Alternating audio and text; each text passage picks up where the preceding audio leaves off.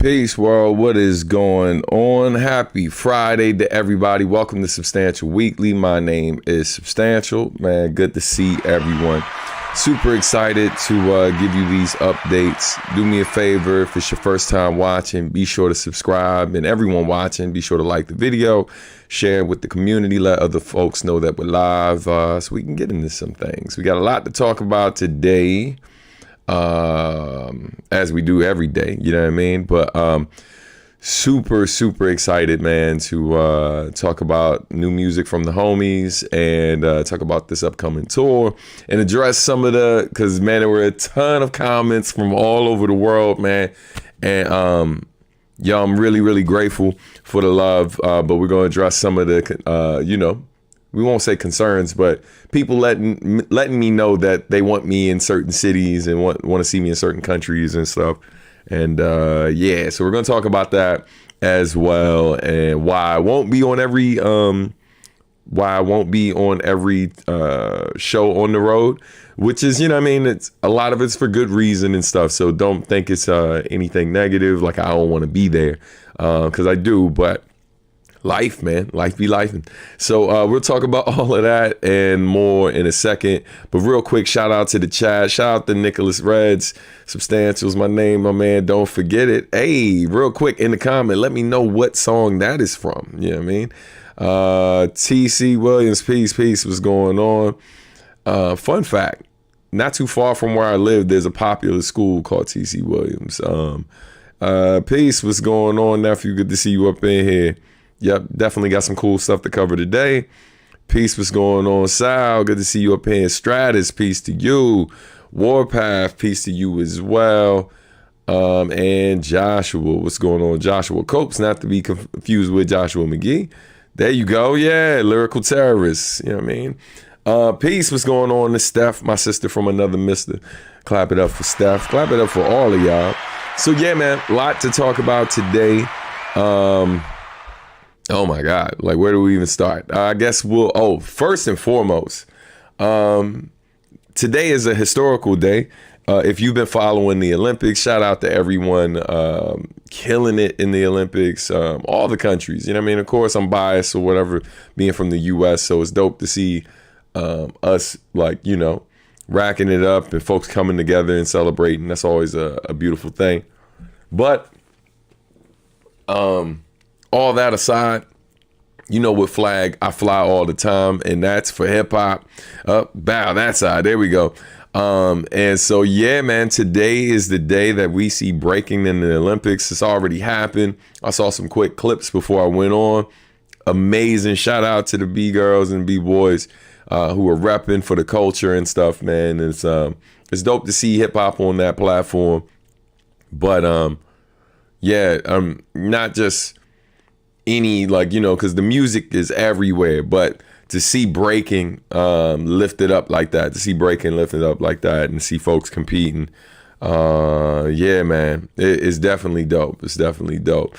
So congrats to the culture, man. Shout out to the B girls and B boys from around the world repping right now. Super dope. I gotta go watch the full joints later. Obviously, I was setting up for this and other stuff going on. So yeah, man, excited. But we got a ton to cover, and I'm gonna try to keep it brief because I am in the middle of finishing up an album with Ana Kaona Rocio Milagro, who y'all may remember I produced a track for her called Stillmatic, which is a bit of a tribute to both her brother and Nas. But I'm producing a full-length album for her that's gonna be broken up in 2 parts. And we are almost finished with the first part of that. So it's part of the reason why there's other stuff that I know folks have been waiting on me for. I got people waiting for text message replies right now. Other people are on a phone call, and a long list of other things that I still got to accomplish. Definitely the plate is heavy right now. And this project is really important to me. And I think you all will see why really soon. So I've been super locked in and not as responsive and as I could be, you know what I mean? But yeah, man, lots going on. Count my blessings. Shout out to Ousted. What's going on? Been in class, becoming an RP technician. Congratulations, that's dope. Haven't been around much, but I miss the community, to be honest, man. I'm adding words in there. I saw the TH and thought it was TBH. But anyway, yeah, man, the community misses you as well, fam. Good to see you up in here today, though. No questions for me today. Yeah, fam. Yeah, so I'm gonna go ahead and get into it because there's so much that I want to address. But yeah, so let's go with this first joint. Let's get it up on the screen. Boom, boom, boom, boom, boom, boom, boom, boom. All right. So first and foremost, shout out to Crescendo Studios. As you know, I've been teaching my music business classes there. As well as still working with Words Beats in Life and also Omega Studios. But yeah, man, if you are interested in signing up for classes, you can do so by going to crescendostudiosva.com/Sam-Academy. If you are interested, just go to the link in the description of this video, the one that says bio.site/substantial, and you'll see a link. So you can sign up and get more or just get more information if you are an independent artist who's looking for some advice. I get hit up by a lot of folks all the time talking to me about potentially mentoring them and things like that. Quite frankly, my time is limited, as most people, right? So that's difficult to do. But one of the great ways to work directly with me is to sign up for these classes. So if you're someone who wants to do that, and you're looking for classes online as well as in person, feel free to sign up to the classes and I'll answer all the questions you got. You know what I mean? So, yeah, we'll keep it pushing and get to these other things that I know y'all are dying to know about. All right. Let's talk about upcoming events. Going back real quick to Sam Academy. The next class is... first Thursday in, oh snap, I just realized something. I'm gonna have to change the date because I'm gonna be on tour. Little conflict right there, man. So to be continued. I will update y'all next week. Didn't realize it till this moment because we were still securing things with the tour. Completely forgot that that first week. Yeah, we're gonna talk about the tour in a second. So we're gonna put a little pin in that one and come back to that. I'm gonna call my partner and be like, issue. So anyway, next event is Saturday, August 24th. That's Forte Fest. Come celebrate with Crescendo Studios. Celebrate 5 years of Crescendo Studios with Forte Fest. It's gonna be super dope. Yeah, man. It's usually outside if weather permits. If not, it'll be moved indoors. Come through. It's gonna be food vendors, DJs, live performances, a lot of family fun, stuff like that. It's a family friendly event. So definitely come through, check it out. I'll be doing my thing. I'm gonna do a beat set there earlier in the day. I think I'm the first one playing music that day, like around 1 p.m. The reason for that is because I have an event that night as well. So I have two gigs same night. So I'm doing a beat set during the day at Forte Fest. Maybe give you a couple bars, but it's mostly going to be a beat set. And then after that, I will be heading to Kanjutsu, where I'll be performing Saturday the 24th at Kanjutsu. Definitely come through, catch that live set. Going to be some new merch available. Lots of good stuff. All right. So now that we established those shows, here's the thing that most of you, I'm sure, want to know about. This upcoming tour with OMA or OMA and Shing02 along with DJ A1. Man, it's going to be a good time. I'll be with them in Brooklyn at Elsewhere Main Room. Philadelphia will be back at Kung Fu Necktie. And then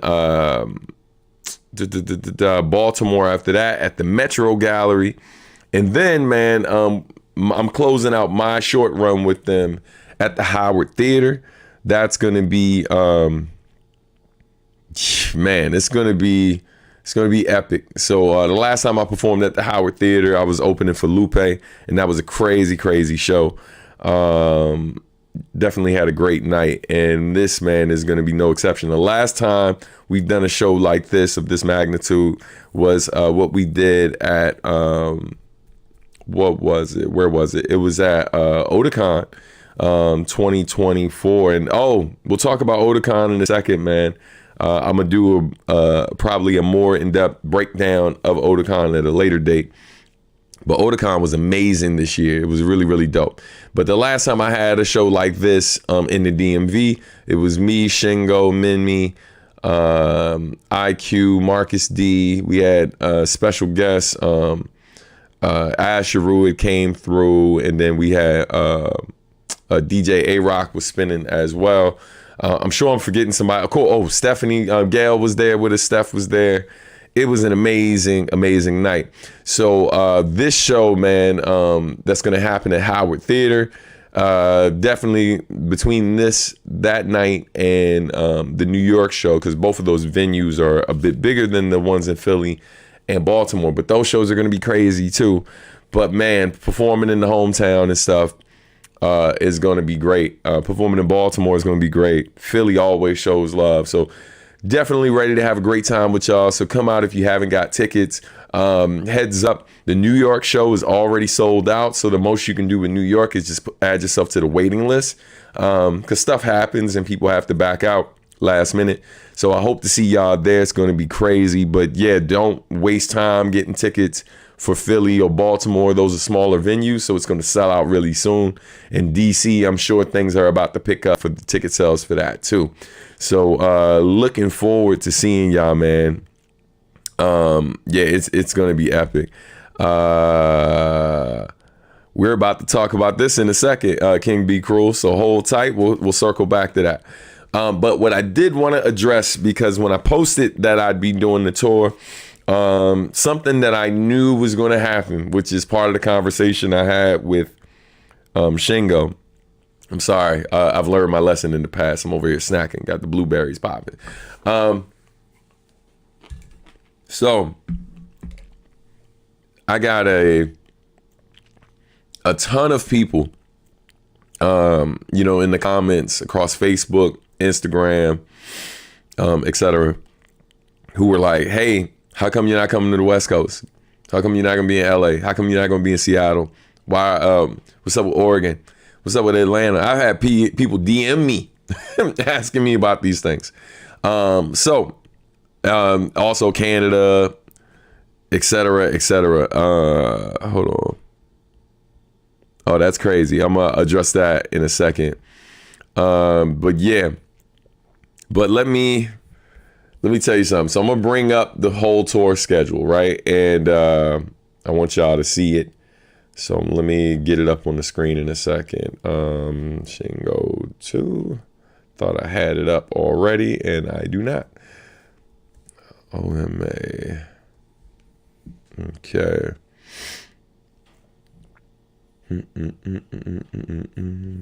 Images. Yes. I think this is the updated joint. Nope, that's not the updated one. Hold on. All right, give me 1 second. Yes, okay, that's the graphic we need. Let me share this screen so everyone can see it and we can talk about it and discuss. I know most of y'all haven't really brought this up to me, but this is more so for the people who may watch this later, who have definitely, was like, hey man, where's the love? And so I completely get it. I got you. Let's put it on the screen. Okay. So the tour starts in Phoenix, right? So initially when I discussed this with Shingo, I let him know that I definitely would be interested in doing a lot of the shows with them if it was possible. Things didn't work out for reasons that, I'm not gonna put out there or whatever. It wasn't nothing bad with any of us, like on the performance side or venues or anything like that. It's just more so like a lot of this stuff requires like resources to be able to cover everyone's travel, make sure they walk away with some money at the end of the day. And the more people you got involved, the longer it takes to come to decisions. So some of it's that, right? And then some of it, for me, just keeping it a buck, some of it's conflict issue, right? Like, for example, I was hoping to be able to rock out with all the way up to possibly Seattle. And then I was going to have to leave. So I wasn't going to be able to do Vancouver. And then Austin and Dallas got added later. So I wasn't going to be able to do the Austin date because I already had Kanjutsu booked, right? And then the following day, which is Dallas, I wasn't going to be able to make that because I'm literally going to Morocco and I'm going to be there for a week. So I was going to basically miss Vancouver through Toronto, because I literally don't get back from Northern Africa until like September 1st. And then that was going to be too close to Montreal, so I wasn't going to be able to do Montreal either. So then so it was more than likely going to be that I was trying my best or whatever to work things out so we could do the Phoenix through Seattle run, but we weren't able to work things out in enough time or whatever. And that type of stuff, man, like making last minute decisions to hop on stuff that's on the other side of the country, it was gonna cost a lot of money between travel, all of that. So, and we don't do this to be in a hole, you know what I'm saying? But then I saw that Richmond got added and Chapel Hill in North Carolina, Atlanta, Colorado, all this other stuff got added. And of course, I would love to do those too. But that time of year, like after the DC show, it's real close to my daughter's birthday, right? And my anniversary. So, yeah, man, there's just certain things. There's a reason I think the last time I did a show on our anniversary was Seattle, back when we shot the video for Chillaxation. So I still had locks. So yeah, I don't do that no more. You know what I mean? I don't do shows on my anniversary. I don't do shows on my daughter's birthdays and stuff like that. It's important to be present. So for those of you wondering why I'm not making certain dates, a lot of it's conflict issues. And then some of it was just, we weren't able to work things out in a timely fashion. So I had the funds, not even a matter of having the funds. The funds are there. It's just, you don't want to spend the money that's necessary to spend to make these last minute trips and bookings. You know what I mean? When, it's going to be way higher than it could have been had we resolved this stuff a lot earlier. And unfortunately, we weren't able to resolve it a bit earlier. And it was, nothing bad, just, schedule people's time and a lot of cooks, you know what I mean? And, just trying to agree on that stuff. So you will be able to catch me at the 4 dates I mentioned, but unfortunately I won't be on most of the tour. But I did want to point out to you, you see the graphics on there where one graphic is in yellow, another's in orange, and then certain ones are in red. So at the time they posted this flyer, this was last week, I wasn't able to let everyone know yet that I was going to be on certain shows because the flyer hadn't dropped, but then also certain ticket links, even right now, certain ticket links still don't list me, even though I will be there. So yeah, at that time, New York was almost sold out. Now it's sold out. And as you can see, Philly is already at 80% sold. So it's going to be done really, really soon. Baltimore is at 70% plus sold. DC isn't quite there yet, but I'm sure this time next week it probably will be. So I say all that to say, stop bullshitting, man. You better get your tickets. You know what I mean? So let's get this back up here. But anyway, let's talk and let's go to these comments real quick. Man, seeing you in Austin was a treat, but you got to go where the money at. Nothing wrong with that. 100%, man. 100%.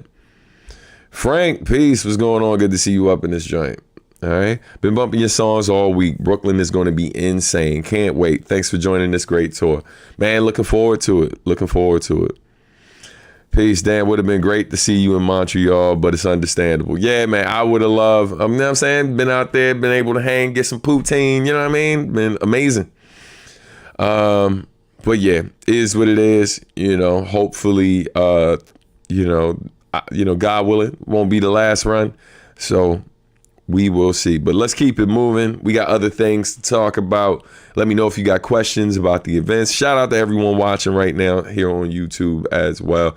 Just so y'all know, I stopped broadcasting it to Facebook because sometimes they'll change their rules, which would affect the online software I was using to broadcast. Like, it would make me have to take additional steps sometimes just to get approved to be able to go live using this app.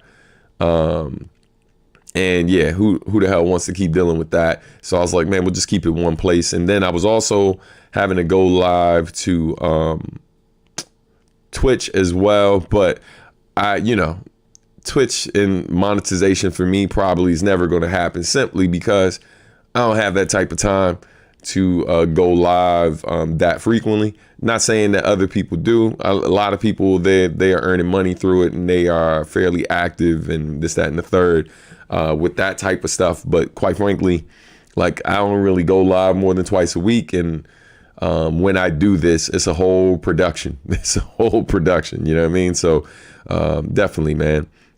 Yeah, Facebook, I agree. Facebook has gotten really lame. It's just progressively worse. Yeah, it is what it is. But anyway, there was something I was about to say, and because I'm old, my train of thought was all over the place. I don't know. We just keep it pushing. Let's go to this next slide. Hey, what up, Kev? Kevin Sabio in the house. You know what I mean? Not to be confused with our other Kev, which is Early Bird. But yeah, man, good to see you up in here, brother. Let's keep it pushing. All right. So, ladies and gentlemen, boys and girls, I don't know if you know, and if you don't know, now you know, but the brother Uyama Hiroto is dropping a new album. Midnight tonight, you will be able to stream the hell out of it. If you're in Japan, you're lucky because it's already out. Then again, let me check something, because I think they might have did the Universal joint. Let me see. I keep checking back to see if it's dropped or whatever. Dun, dun, dun, boom, boom, boom, boom, boom, boom, boom, boom. Nope, still ain't out. So I think it's midnight tonight. So yeah, man. Super excited because the homie Uyama Hiroto's new album is dropping. I'm on there as well as J Soul. The song that I'm on has J Soul on it. I've been sitting on this song quietly for a long time, so I am thrilled that you all will be able to hear it, because I was still working in the school system full time back when I recorded this joint. So it's been a grip. But yeah, man, but I'm on there with a song with J Soul on the track, and then Renera, a vocalist, has a track on there as well. But outside of that, it's all Uyama doing what Uyama does, so you know it is amazing. I've listened to the whole album and it is fire. Oh my God. You know, man, shout out to Uyama, one of the most amazing musicians I've had the pleasure of working with. And yeah, man, living legend, yo. Shout out to Uyama. So definitely, we're gonna talk about the record, talk about my contribution. In fact, we ain't gonna just talk about it. I'm gonna hit play and let you hear something. You know what I mean? I'm gonna let you hear the my track on the album, and you won't have to wait long to be streaming it elsewhere. Peace, Soul Tiger. Not sure how much I will be in the chat since I'm not watching Substantial Friday from home. All good, brother. All right. Good to see you up in here. Facebook is now trash. Haven't been feeling them for 10 years. Boo. Yeah, tell them how you really feel. Yeah, man. Looking forward to this. Shout out to Uyama, 100%. That is cool. Oh, yeah, that's right. That's right. I always forget that she sings too. And yeah, and it's funny. She wrote me and was in the email that said Raina. Yeah, that's right. That's right. Shout out to Komachi. It's going to be another masterpiece of an album. Super facts. Tommy, what up, man? No worries, no worries. This is about to be great. Yeah, so let's stop it. All the the delay and just get to the track. So the track is called Color of Love. We'll talk about it after I drop it. Wasn't planning on doing a lyric breakdown, but we might discuss it and afterwards or whatever, and maybe next week I'll do a full lyric breakdown after people have had a little more time to digest the track. But yeah. I think Bandcamp has the album to stream at the moment. There you go. So head over to Bandcamp. Matter of fact, let's find that link so I can drop it in there for y'all. Uyama, Hiroto, Bandcamp. Boom, boom, boom, boom, boom. Boom, boom, boom, boom, boom, boom. Yep. Good looking out. So for those who do not want to wait to hear this whole album, right, so here is the album here. Boom, boom. Yeah, man. Do yourself a favor. Go cop this album right now. Cop this album right now. Shout out to Uyama. So what I'm going to do right now is I'll give y'all a chance to hear my contribution to the record. And yeah, man, we will go from there. Y'all let me know what y'all think in the chat afterward and all that good stuff. So let's switch it up. Boom, boom. Hold on. All right, here we go. Without further ado, this is, where's my headphones? Because I want to listen. That's just playing. Oh, I know I'm going to do. So without further ado, ladies and gentlemen, we're about to listen to Color of Love. Let's throw that at the bottom. And from Uyama, Hiroto, featuring myself and the homie J Soul. All right, Joshua, what up, man? Never on schedule, but always on time. Let's see. Get this going. Boom, boom. All right, here we go.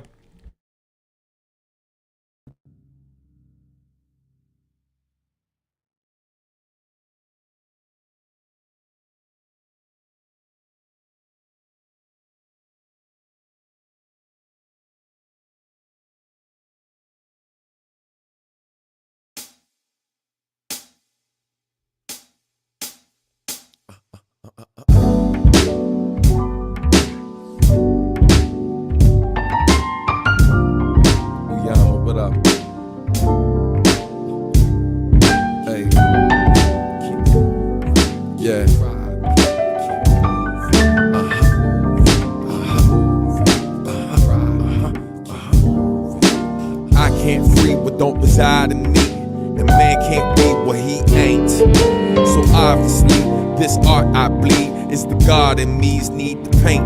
Right design, hung around the wrong circles, writing lines. Lost my first watch, eventually found the time. The growing into my flows I scribble repeatedly. Can't be what I'm not, but I'ma be who I need to be. A father, a son, a husband, an educator, an artist, a brother, a hustler that never gave up, a dreamer, believer, a seeker for liberation, receiver, a speaker, the source of your inspiration. Could never be a killer of kin dreams of love, but I've been known to kill it with pen streams and mics, sick beats alike. All of the above, for all of them above, still is what it was, it's love. I could never be what I'm not, I could never fall in love with a lie, fall in love with a lie.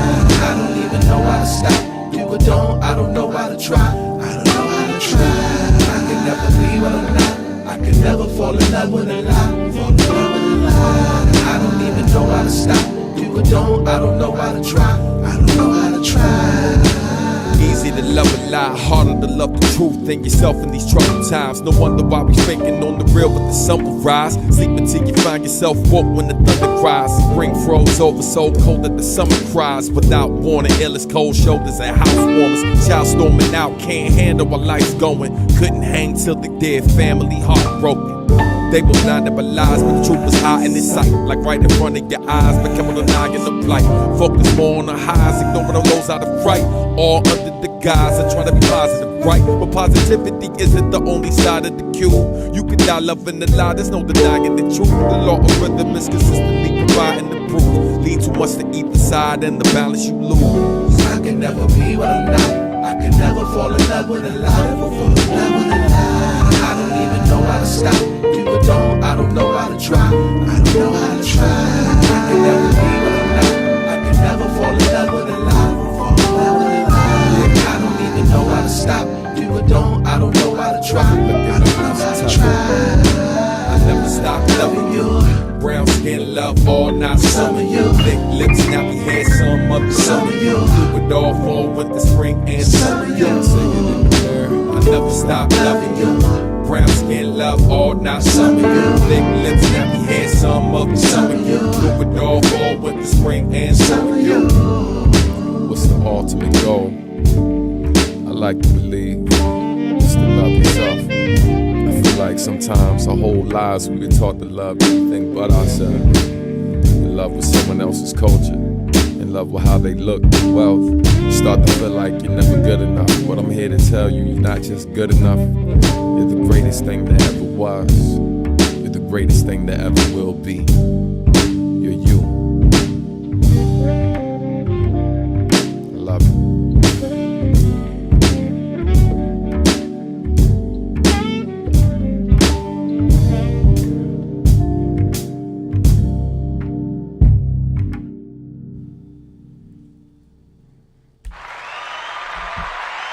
Yeah, man. Yeah, man. Shout out to Uyama. Shout out to J Soul, man. Really, really proud of that joint. Hey, that was definitely a good observation. It's funny, like when I first heard the beat, I was like, man, this joint reminds me of something. But as soon as you said Michael Jackson's Butterfly, I was like, oh my God. So I already know when I get with my band, I already know when we go to perform this joint with the band or whatever, doing this joint and then going from that into Butterfly, some like having Steph like sing a little bit of come on, disgusting. So thank you in advance. Just know, Soul Tiger, that if you ever see me in the band do that, you know that you were responsible for that partially. You know what I mean? So thank you in advance. Hey, Black Root, you are a fool. Get Percy Miracles on Atari 2600 for the children. Yeah, if you know, you know. Substantial bringing the heat on this chill beat, and the hook is thank you, man. Thank you. Shout out to J Soul for adding on to the hook. I wrote that joint and then laid it down, and I was like, man, me get some buttery goodness to add to this. So I hit up Jay. Jay, if you're watching, I owe you a call, bro. It's been a rough couple of weeks in a good way mostly, but yeah, man, I owe you a call. Damn, this is beautiful, bro. Looking forward to hearing you perform this live someday. 100%. Yeah, you can look forward to hearing me perform this at any of those upcoming shows. It's definitely adding it into the routine. That song's got a nice chill tempo and vibe to it. I like it. Thanks, nephew. Appreciate you. Kev, appreciate it. Thank you. Join is butter smooth. Steph, hey, get familiar with that hook, Steph. Because you already know we about to add that joint. Damn, gotta get all, not to get all soft, but I needed to hear that right now. Laugh out loud. All good, man. Always glad to hear that the music helps. This is the type of joint where you make a mixtape for your girl, for a girl you like from back in the day. That's real. So glad all three dudes combined to contribute to this neo soul joint. If you love Sub and Uyama on Neutronic Suite, this is a great follow up. Hey, be knowing. Been on a kick Uyama and Kenichiro Nishihara lately. The time is perfect. That's what's up, man. Good to see you up in here, Zach. Brilliant as always. I love Uyama Hiroto's whole catalog, and your verses are always on. Thank you, man. J Soul surfed on the beat with the smooth vocals. 100%, man. He killed it. Yeah, man. Yeah, so that's the new joint. You can grab it right now. I'm gonna bring up the Bandcamp joint so you can see it in case you missed the link. Let's get that on the screen. Boom, boom, boom, boom, boom, boom, boom, boom, boom, boom. So yeah, man, the album right now is available on Bandcamp, so you can get it now. You don't have to wait for it to be streaming on the other platforms. And to be frank, it's way better for you to stream, for you to purchase it from Bandcamp. It's way better to support the artists and their label via Bandcamp than it is through the streaming platform. So if you haven't copped it already, be sure to do that via Bandcamp, man. And yeah, support great music. You know, you say this is the type of music you've been waiting on, or that you prefer. Easiest way to ensure that artists keep making that music that you love is by actually supporting them. All right.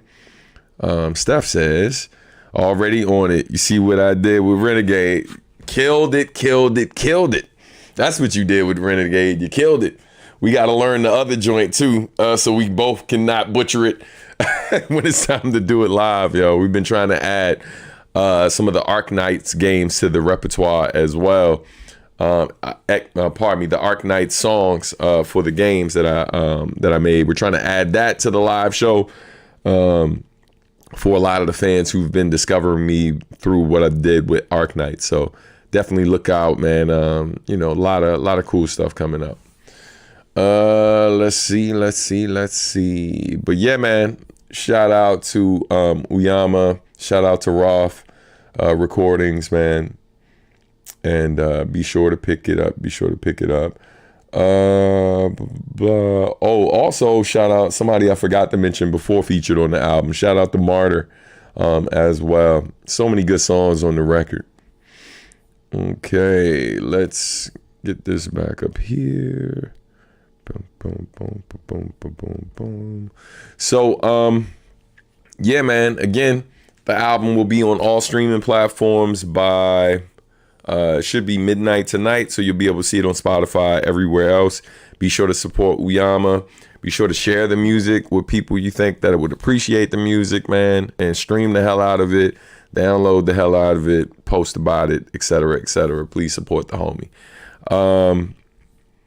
Yeah, the other one's gonna take some time. Yeah, nah, I feel you. That's me and Steph talking shop publicly.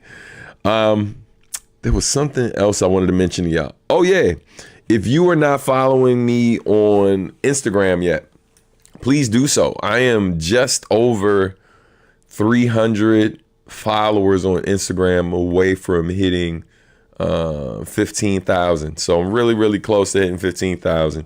It's social media, so you know, algorithms, all of that stuff. But you know, it's just one of those things that in this day and age where there are a lot of people in the biz who sometimes judge you by metrics that aren't necessarily the best way to really know how much reach you have. But there are people who look at, you know, things like that. Look at how many subscribers your YouTube channel has. Look at how many followers you have. So all I would say is whether you're active on Instagram or not, if you're not already following me on Instagram, be sure to do so. It's Instagram.com/substantial music or just @substantial music.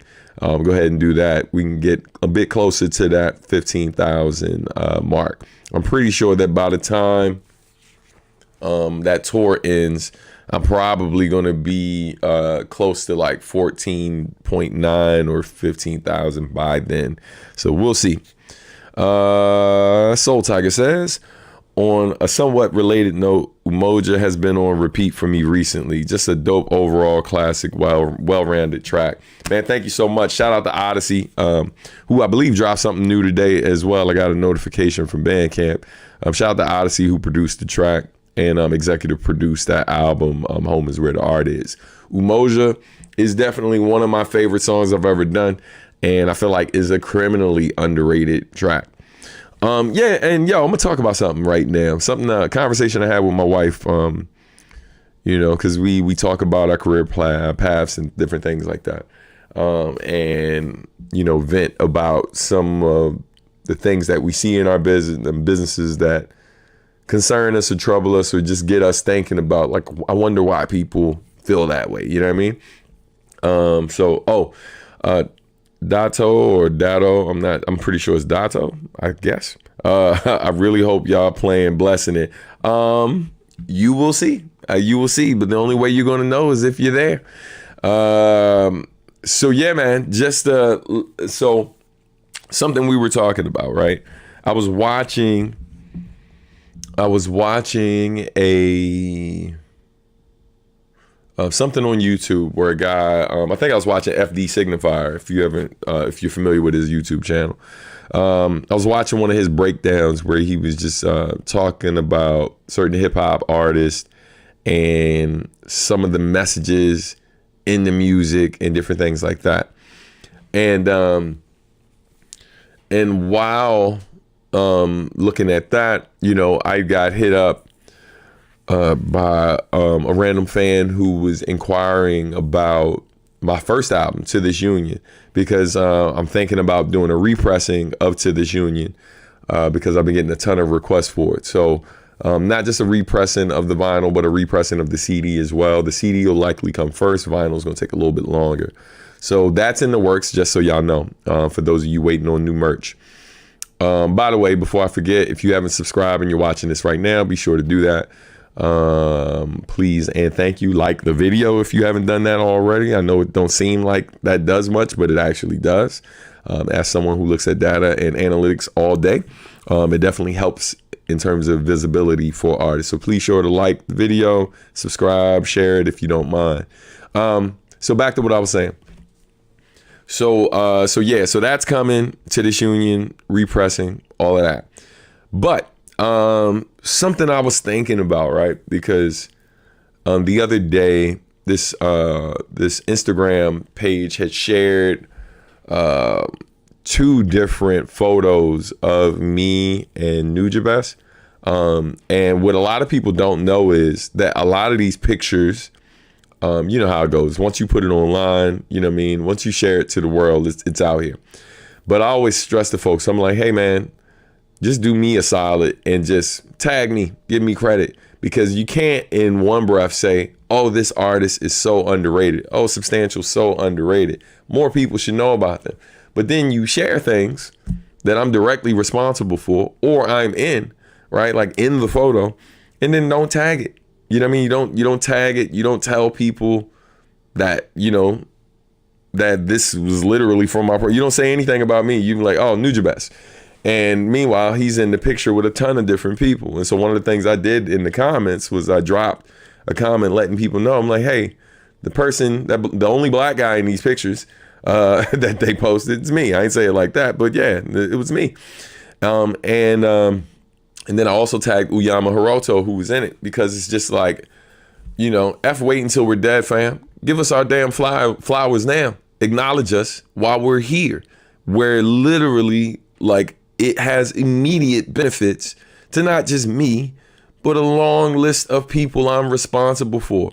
Other artists whose music I feature on, where the bigger I become, the more plays they get. So then it helps them feed their family, right? These organizations that I do work with that are doing great work in the community, the more popular I become, right? The more people who know about me, then the work that they do, it helps me, like the bigger I am, as much as I talk about these organizations, it brings more attention to the great work they do in the community.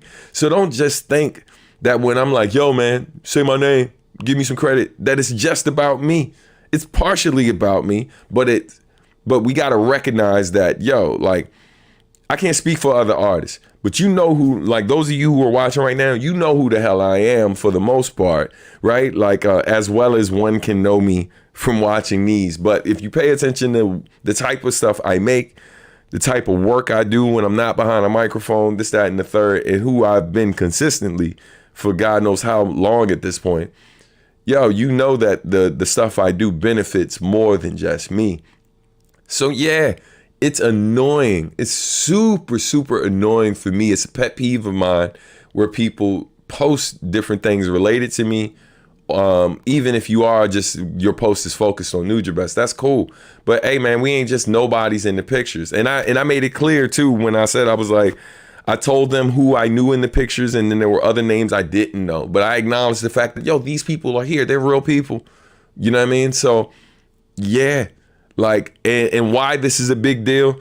Because this platform that shared it, they have 1 million+ followers. 1 million followers. So something as simple as just giving me credit for being there, for being a part of the legacy. It makes a difference. And it makes me a little less slept on. You know what I mean? But it's easy for people to just do that. Like, you know what I mean? Like, you know, folks don't want to do basic work. It ain't even overly complicated. It's not that complicated to put a symbol, and then start typing substantial and then look for the person who's actually substantial. You know what I mean? Like, it's not hard, fam. It's really, really lazy when people do that. And quite frankly, it's a missed opportunity. So, like, you know, yeah, man. So if you ever catch me doing stuff like that, check me on it. Please check me on it. And I will gladly rectify it and give that person their credit, their flowers, or whatever. Because I really hate seeing that not just happen to me, but other people I know and stuff. Because it's really a damn shame. So that got me thinking, right? Because a ton of people commented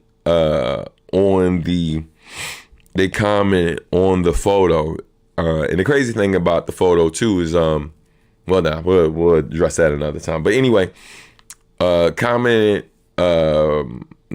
but they shared in their stories and they tagged me. And shout out to every one of you that did that, because you ain't have to do that. So thank you. Oh, before I forget, someone putting their money where their mouth is, man. King Be Cruel, thank you so much. There's something to be said about Nujabes fans who blatantly ignore everyone involved in Hideout or anyone who has worked in that circle. Say it louder for the people in the back. And that's real.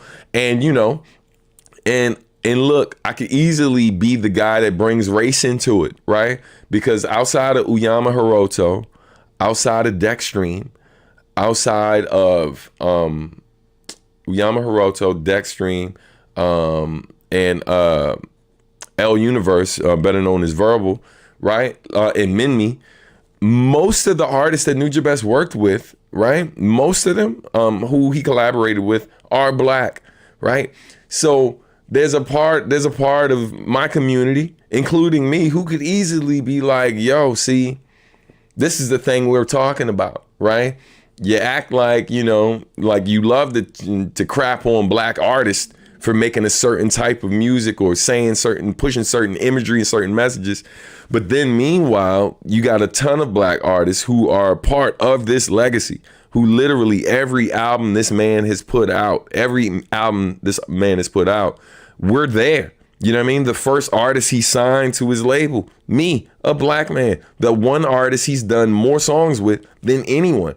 More than Shingo, DL, and Sightstar combined. Right?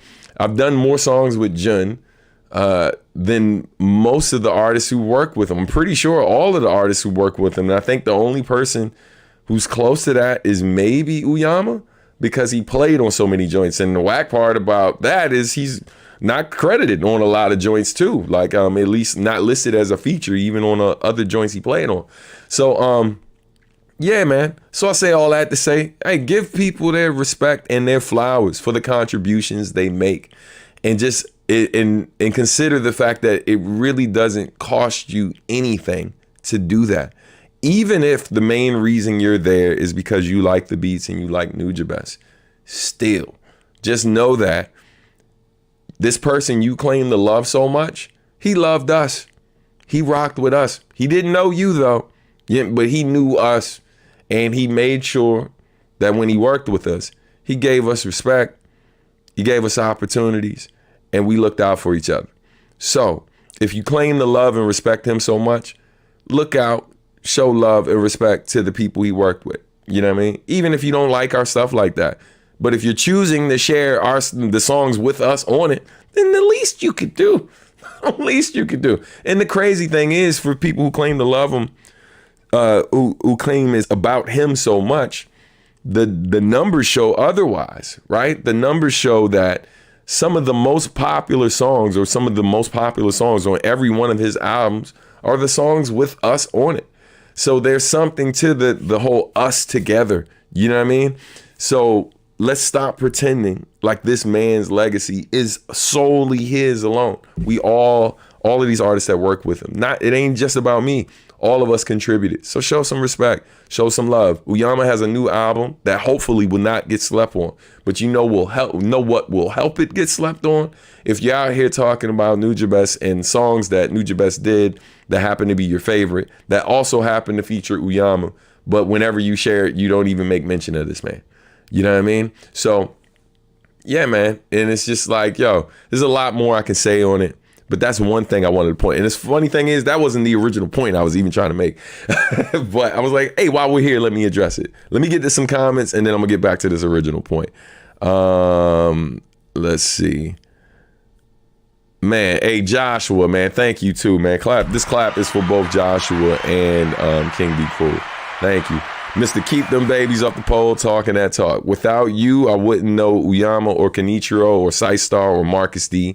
Those are just facts. No shade, but you open my ears to apply to dope people. Man, hey, bro. And that's all it's about. I know artists all the time say, yo, I wish you would do songs with this person. They would always come to me asking me to do songs with bigger artists. And if you pay attention to like a lot of my albums, right? And I ain't saying these people who you just listed are artists who were, not as popular than me. But for some of these artists, even though they are now more popular than me, like Marcus D's stuff outstreams mine, right? Even though like maybe I'm more popular on social media, but the fact of the matter is, when it comes to actual sales and streams, his music outstreams mine. But for a lot of people, their introduction to Marcus D was through me, right? The dope thing is you will never hear me bitching and moaning publicly about that, because Marcus got me, fam. And the funny thing is, if Nujabes was here, he'd probably be doing the same thing. You know what I'm saying? For those who try to overlook the people he worked with. So shout out to Marcus D, man. Love that dude. And just, stand up dude from day one. Even when he was a kid, he's been the same guy, that same energy, man, in terms of looking out for his folk and not letting people disrespect or overlook the contributions of the people he worked with, who partially inspired him to do what he does. You know what I mean? So, but get back to this point. Listen, all right. Let's get to these comments and then we're going to get to this point. So, Lo-Fi Pioneers need the respect, man. I appreciate it. Boom, boom. Hope the press in comes with colorful record. I'll buy 2 copies. Definitely will keep y'all posted. True, man. Flowers need to be handed out now, not later. Shame that people do that. Yeah, listen. Leave that comment up. Let's address why people do it. And, hey, feel free. You have my permission. Anyone watching this. You want to take a little clip of anything I'm saying and repost it, because a lot of times I want to do that. I just gotta get back to work. I gotta get back to work. So I don't really chop these things up the way I should. Quite frankly, I know it would get me way more traffic, but I'm mostly one-man army 9 times out of 10. I will say this, and I've said it before. If any of y'all are any of you who are fans, and please share this with other people who you know. If any of you who are fans are video editing people, are like social media marketing, or like social media, like you do edits and stuff like that, hey, hit me up, because I'll tell you straight up, and people know this because I say it in my classes all the time. I'm quick to hire people who also happen to be fans of mine. If you do great work, first and foremost, you do great work and you also happen to be a fan, you're probably going to get the job. I'm just saying, because I'd rather be working with people who are passionate about the things I'm doing, who actually care about what it is I'm saying and I'm doing. So again, anybody ever want to help me out with certain things that I got that I'm doing or whatever, I'm gonna tell you right now, music producers hit me up all the time. I have no shortage of beats. And so what I don't necessarily need right now is more beats. You know what I mean? Or like more people reaching out about features that they aren't trying to pay for, because I'm not Jay-Z, fam. I charge for features. You know what I mean? If I had Jay-Z's money, I wouldn't be charging for features. But it takes away from other things I do that require time. And even if I love the joint, like, still, it takes time. It's going to take time away from family life, time away from other things I'm working on. So if I'm going to stop what I'm doing to work on this other thing, especially if I didn't reach out to you, then yeah, expect to pay. But man, just going back to this thing of why people hand out flowers after. The old saying is out of sight, out of mind. So it's not that sometimes, and I can't speak for every person who does this, but a lot of times we forget about certain artists we like, partly because they're not in our face all the time. I'm that guy all day. I am not everywhere. I'm more active on social media than a lot of artists, but that ain't saying much, right? That ain't saying much because there's a ton of folks who just really don't want to deal with it. They just want to create. And so out of sight, out of mind is part of it. That's part of why so many people aren't aware of Uyama's new project, of my project, of a long list of amazing artists. Marcus D just dropped something new, which is fire, by the way. A new single last week. It's fire. Check it out. So out of sight, out of mind is a real thing. That's part of it. The other part is, what was it? I don't know if this is the right term, but I believe it's social collateral, right? So, so for example, like water cooler talk is a thing. And quite frankly, the stuff that we make doesn't fall in line with typical water cooler talk. People will spend more time talking about something that they hate before they talk about something they love. And a lot of times they will focus on that particular thing, not because it deserves their attention, but more so because I want to be able to talk to someone else and them know what I'm talking about. So people aren't always looking to put people onto a new thing. They're more like, hey man, have you heard blah, blah, blah? And if the person is like, yeah, okay, now we got something to talk about. So now we're going to talk about that thing. So people will talk about projects, like some of the biggest projects in the world, not because they're good, great, bad, or whatever, but simply because other people know about it and we're social beings. So we want to be able to talk. So this is a type of social collateral, right? It's something I have that I can use to leverage good conversation that I actually, or not even good conversation, just conversation or interaction that I want to have with other people.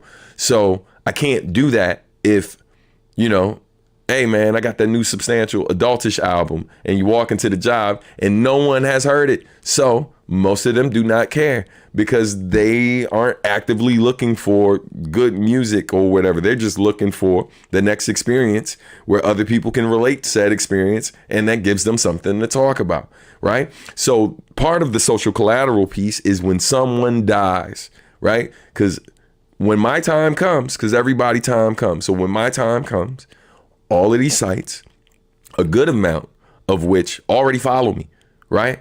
Like, sites that have covered me before, and bigger sites, right? Like Variety magazine.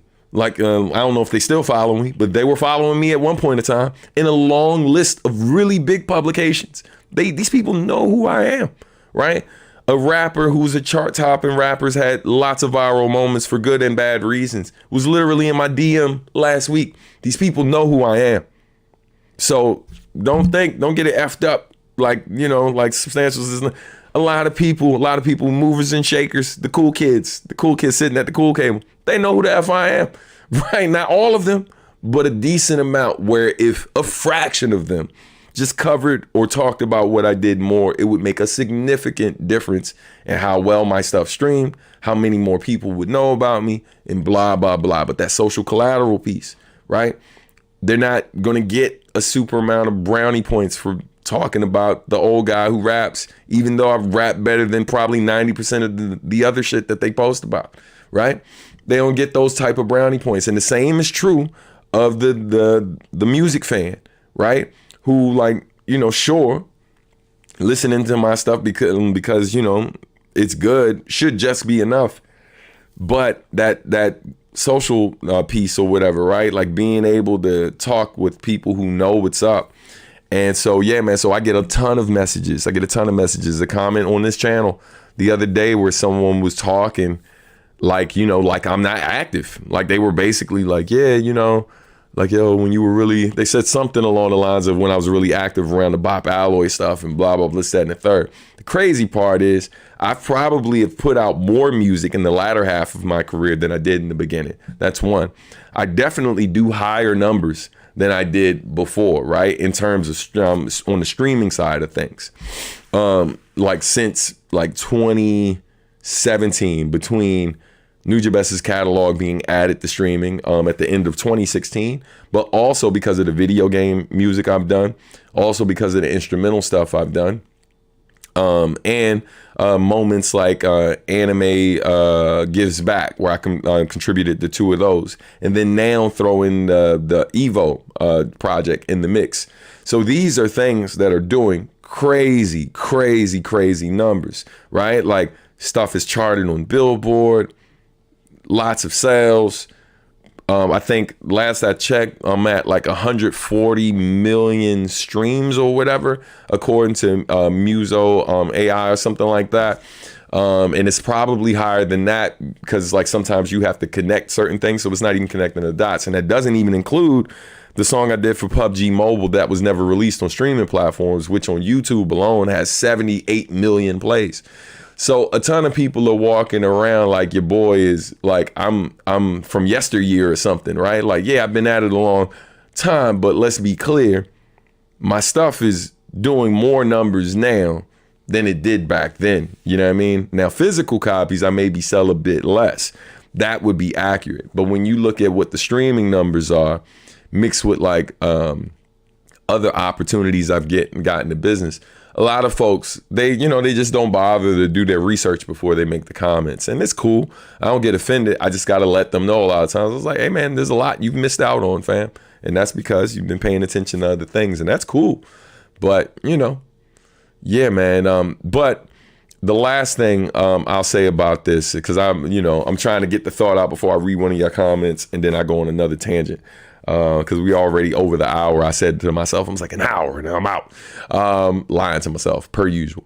But I had this revelation while thinking about all of that so many people, when they were commenting on that post, or sharing it in the stories and tagging me in that post, I learned that, you see this large group of people where, because Nujabes, was directly responsible for my first release, a lot of people outside of his stuff have listened mainly to the first album, but they don't know Sacrifice. They don't know Home Is Where the Art Is. Some of them might know Bop Alloy because that sonically is a little bit closer to some of the Nujabes' stuff, because obviously, Marcus was influenced by him, by Nujabes. And so a lot of people who were commenting or messaging me, very much like that first album is their favorite album. And what I find, it's not always true, but it is true majority of the time, is a lot of these folks who feel like the first album, and again, music's subjective, so they have the right to their opinion. But it's important to acknowledge if you haven't listened to any of my other albums. And so when someone says that's my favorite album by you, I'm like, oh, word. But there's a part of me like, whatever albums have you heard? And so sometimes I get bold and I just say that. I'm like, oh yeah, man. So have you heard the latest one? And then they were like, nah, I ain't heard the latest one. I didn't even know it dropped. I'm like, word. And then that makes me feel like you probably don't know about the other ones that dropped either.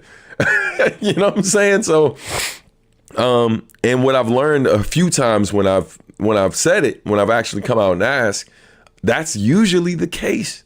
So if I ask that question, let's say if I ask that question 10 times, 7 times out of 10, they haven't heard any of my other solo albums other than the first one. And a lot of these people discovered the first one recently because of a viral video that was posted breaking down Nujabes' catalog.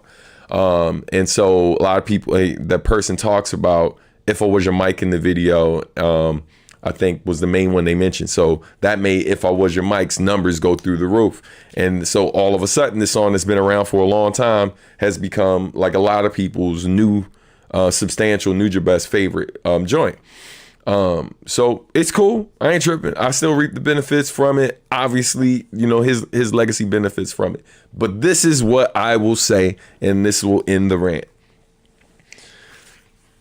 The part that's really, really interesting in this day and age of people being very sensitive, for good and bad, you know what I mean? Like for better or for worse, being very aware, let's say that, hyper aware of things that people do or behavior that people have and things they say that potentially is problematic, right?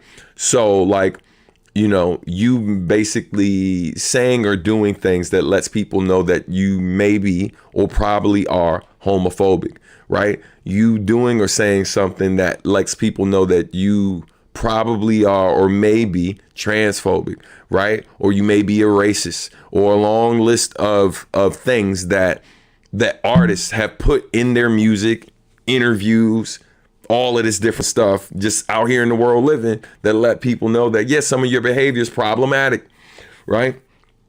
I find it interesting that when people take in their music, they put, not all people, but a lot of folks will put their concerns with these things to the side for the most part. And the reason why I bring this up is because, quite frankly, To This Union is it's definitely my most problematic album, because it's me from age, because the songs on this album from like age 15, 16, I want to say like 16 to about 20 years old, right? Because I turned 21 in Japan when I was writing that first album, and most of that album was written before. So like maybe let's say 16 to 21. So that 5-year span in my life is arguably the time where I probably was the most offensive I've ever been in my life. You know what I mean? Like, I've never had an issue with you know, people from the LGBT community, right? But I can 100% admit that I've said a ton of things that are extremely problematic. Now, I usually say it in jest or like in a battle rap and stuff like that, but that doesn't make it okay, right? Because there are assholes in the world that will take that, what you said, and run with it and use that as a way to make their life extremely hard. And when I was educated on why that was problematic, and my boy checked me on it after the album came out, unfortunately, but he checked me on it, and it was something I took out of my rhymes, right? And it was, unfortunately, it was after that and the EFAM record, which, oh my God, that's a whole other problem, right? So I say all that to say, when you realize that, when I listen to that album, it's hard for me to listen to, because I hear my immaturity, I hear my flaws, I hear a lot of stuff nowadays that people get in trouble for, right? It's not I think the record is still based in love, but I was definitely a dumb dude. And a lot of people be like, oh, we're kids. Nah, I was an adult. Legally, I was an adult. So I knew that some of that stuff was a little edgy or a little whatever, because you gotta remember, I was a battle rapper. So we said a lot of things for shock value purposes. Like when you hear rappers nowadays, they do this battle rap stuff and it's almost all gun related. These dudes aren't mass murderers, even though like 25 people were killed in that one verse. They're not actual mass murderers, but they say this stuff because this is the expectation in the places they spend their time. This is how people rap. So if you've never heard anyone rap a different way, then you think that if I'm going to do this, then I got to be talking about this stuff, because this is a part of the rapper starter kit, right? And I've literally seen this play out in other countries in the world. I was giving feedback on a rap battle in Nepal, and almost every word that I could understand that they said was like something offensive. You know what I'm saying? If it wasn't bitch, someone was gay, someone was blah blah blah, and then the rest of it would be in their native language, which is crazy. But they made sure the insults were in English, right? So it goes back to my initial point of this is the expectation, right? Like when they're doing this thing, and so a lot of rappers are guilty of that. And so my point is this. For people who say that's my favorite record, their favorite record for me, especially those who discovered it recently, but also are online pushing back against certain issues that are certain things that are problematic for some of the people in these different communities, right? But then in the same breath was telling me that the record where I exhibited the least amount of growth, right? Because it's my beginning, right? The record where I showed the most immaturity, probably the least amount of like really being able to think critically and think for myself, right? It doesn't mean that these songs aren't brutally honest and this, that, and the third, But yeah, it's problematic to say the least. And on top of that, from another on another standpoint, the one where like where I'm probably the least developed lyrically, right? And then even with Nujabes, like it's great to hear that work, but it's definitely not his best work either. You know what I mean? Even though Ain't No Happy Endings, for me, stands the test of time, is one of my favorite beats from him ever. But yeah, so I don't know, just something to think about, man. I know it took me a long time to get to that, but I was really, really thinking about that. I was like, yo, I wonder if the people, when they're listening to it and they're hearing Call 'Em What You Want To, and I literally end that verse by saying, like, the worst thing, or one of the worst things you could say when referring to like a gay person, or like someone who's gay, a gay man, like I wonder if you sing along with that. But then in the same breath be like, getting on people online when they are making when they're making jokes or whatever at gay people's expense, like at the expense of gay people. And so I don't know, man, it's weird. It's kind of weird, the duality or the dichotomy of it, right? Like, it's just something interesting, man. Like, that's been on my mind heavy. I don't know if it's the rain. I don't know what the hell it is, but it just, I don't know. I want to know y'all thoughts. I've been going for a minute. Let's get to these comments. I'm sure y'all got a lot to say too, and I'll try to address everything the best I can. But I appreciate y'all for bearing with me. I see someone else made a contribution, so let's show you some love. Kevin, man, thank you so much. Kevin says, when I die, please don't tweet about my death trying to get mentions, bringing attention to yourself. Jay-Z said this line and it always stuck with me. That part, I want y'all to know that there's a reason why sometimes when people pass, and there are people who I'm familiar with, why you don't always see me post about it, right? Like, for example, Chino XL passed away. I wasn't the biggest fan of Chino XL. Doesn't mean I don't think he wasn't he was super nice. Don't get it twisted. Don't get it effed up. This dude could rhyme. But when I say I wasn't the biggest fan of him, it wasn't on some I didn't like his stuff. It was on some I wasn't actively listening to his stuff, even though his name would come up in conversation a lot because a lot of my homies, a lot of my peer group knows him, but I didn't know him personally. So it would be disingenuous for me to do a post about him when I'm not actively listening to his stuff, or really have never actively listened to his stuff. I've heard a few joints over the years, but I can honestly say, unfortunately, I have never listened to a full album from Chino XL. And so I'm gonna have that weird moment of going back through, discovering all this stuff, realizing that it probably should have had my attention sooner, and feeling real guilty about that, right? But I'm not about to post online and do this whole like, yo, rest in peace, but I just did something quick in my stories, so it didn't have to live on my page and be bringing traffic that way, when more attention is needed to go to the people who really, really are deeply impacted by his loss. Like people who are shedding real tears, people who are having a rough week because their brother, their homie, their father, their friend, someone they genuinely love is gone. Not someone who just provided entertainment to them. Right? Someone who genuinely impacted their life is gone. So for me to capitalize on that and try to get a piece of that social collateral to even, and it's weird because even when I do feel like that, and I feel the way a lot of folks do, I'm still hesitant to do it because I literally teach social media marketing. So I know it's the reason why, even though I got enough stuff related to my experiences with Nujabes where I could probably post something related to our experience together every day. I could probably do that every day.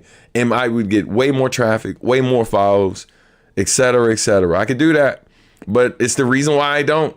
Because it's like, it feels weird for me. So it's even weirder to watch other people do it, because it's just like, yo, like, fam, you don't lose no sleep over this? Like you're not really, I don't know, man. It's just effing weird, man. Like, it's really, really weird when I see folks do that. And I just try my best not to be that person. You know what I mean? Cause I look like judging other people for doing it, but then I'm out here doing that bullshit. You know what I mean? A name I didn't mention earlier. Thank you, fam. Fat John. Yes, give Fat John his flowers. As IQ would say, Fat John is literally, he's walking Black history. You know what I mean? So my bad for not saying his name, not saying Pace Rock's name. You know what I mean? But yeah, man, so many artists who contributed to Jen's legacy. You know? Fat John's criminally underrated. His music's on another level, and I'm not gonna lie. When I first heard him in the early 2000s, I thought it was Nujabes. Not hard to do a little bit of research. It really isn't, man. But shout out to Fat John. Shout out to to the 5Ds. Yeah, man. Listen, there's certain joints from 5Ds that I really love. I had their I got that album in the stash over here. It's the one that Jun put me on to because he did a remix. I think it was the Latitude remix on that same album. Something Motor. Can't remember the name of it. But there were a couple joints on that album that I really rock with.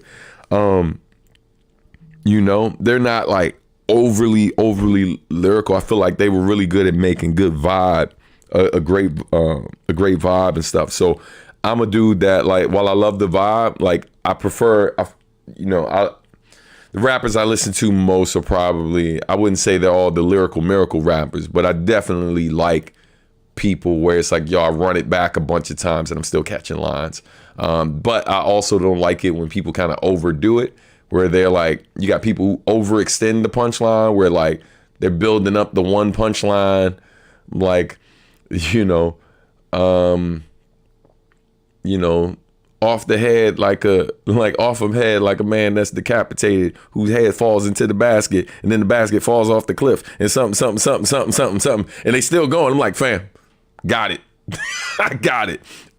You're trying to make it deeper than it is, and it really is not that deep. You know what I mean? So I hate rappers that do. I won't say hate. I think it's distasteful. I was like, I don't like it when people do that. So like, I like a rapper that's kind of in somewhere in the middle between that. They're very lyrical, but at the same time, they don't sacrifice the overall feeling and vibe of the music to be lyrical. Because there are times where people can take you out of it by doing too much. So yeah, but yeah, man, I got a ton of respect for 5Ds and Fat John. Well said. Thank you, fam. Couldn't have put it better myself. Word. Big ass BBL facts, fam. Appreciate you. Ooh, church on a Friday. Thank you, man. I appreciate all the love, yo. Tell him sub. He said BBL facts. Yeah, for those of you who don't know Black Root, man, Black Root is hilarious. I need to bring him on the show one day. Tell him how it is. I'm just saying. Also, oh man, Sore. Yeah. I still got to do the breakdown. Among my favorites from Nakamura. Yes, salute. Classic track on a brilliant album. Thank you. Does religion inspire any of your lyrics? Yes, religion and culture, absolutely. For the record, like, I'm not Christian, I'm not Muslim. I don't subscribe to any one particular faith. I did grow up Christian. And then I spent a lot of time when I was younger, or I spent the summer spending a ton of time with my uncle who is Muslim, where I learned a lot about the faith while staying with him. And I have had a ton of friends and stuff. One of my closest friends growing up, shout out to my man Asif, his family is Muslim as well. And so definitely spent a decent amount of time having conversations with people from other faiths. Then I had my auntie, my cousin, one of my older cousins is Buddhist, and then I grew up around a ton of 5%ers as well. And so yeah, man, I definitely, a lot of things I talk about are informed by the various experiences I had, and so that includes my experience with religion and conversations I've had around that, and a ton of the people I work with who were extremely religious, right? Like, who were very religious and they move by faith, you know what I mean? And so yeah, like, those people have been extremely impactful to me. I quote a scripture, not every day, but like a couple times a week, a lot of times, because there's so many gems in a lot of these holy books, and a lot of these religious leaders and stuff have given me a lot to think about and given me a lot of wisdom over the years. I just don't, for myself, I don't find it necessary to say that this particular faith is right. I think it's all about what's right for you. And what I've learned, that it was better for me to keep an open mind to whatever anyone who ultimately is just trying to live a better life or be a bit more righteous. And by righteous, I'm not talking about righteous in terms of like, you know, religion per se, but just simply like, you know, what we as a society, for the most part, have deemed to be right or wrong. And so if you're leaning more right than you know, wrong, and you got something good to say, I'ma listen. You know what I mean? As simple as that. And we can argue back and forth about, you know, who decided what's right and what's wrong. And we know that sometimes that changes over time. But a lot of these things, you know, people knew they were wrong even before they showed up in religious texts. Because if they didn't, it wouldn't have been able to be in these books, right? And so, like, folks, I think there's a part of us that, like, we do things sometimes and we instantly know if this is good or bad, or if I feel good or bad. And then there are times where we don't know what we're doing is bad, but when we see how those we care about react to it, and then people who we don't know react to it, you know, like a genuine sense of hurt or whatever, then we learn what are the things we like maybe shouldn't be doing. And although in that moment I thought this was the thing to do, I realized really quickly, like, yeah, this probably is not a good idea, even though in that moment I thought I was having fun. You know, and so yeah, man, I appreciate the question. All right, thanks, Stan Love. Thanks to Stan Loves Japan. I have to just remind myself to listening to more of these amazing Japanese producers. Kenichiro is great with heart, and obviously some more tracks I can't think at the moment. Waves is one of my favorites that we done. Can't wait for y'all to hear this new track that we did called, I don't know what he's gonna end up calling it. I think when I wrote it, I called it Piano Man.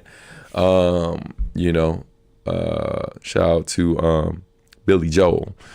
Let's see. Love Marcus, but what the hell? Let's see. Hold on.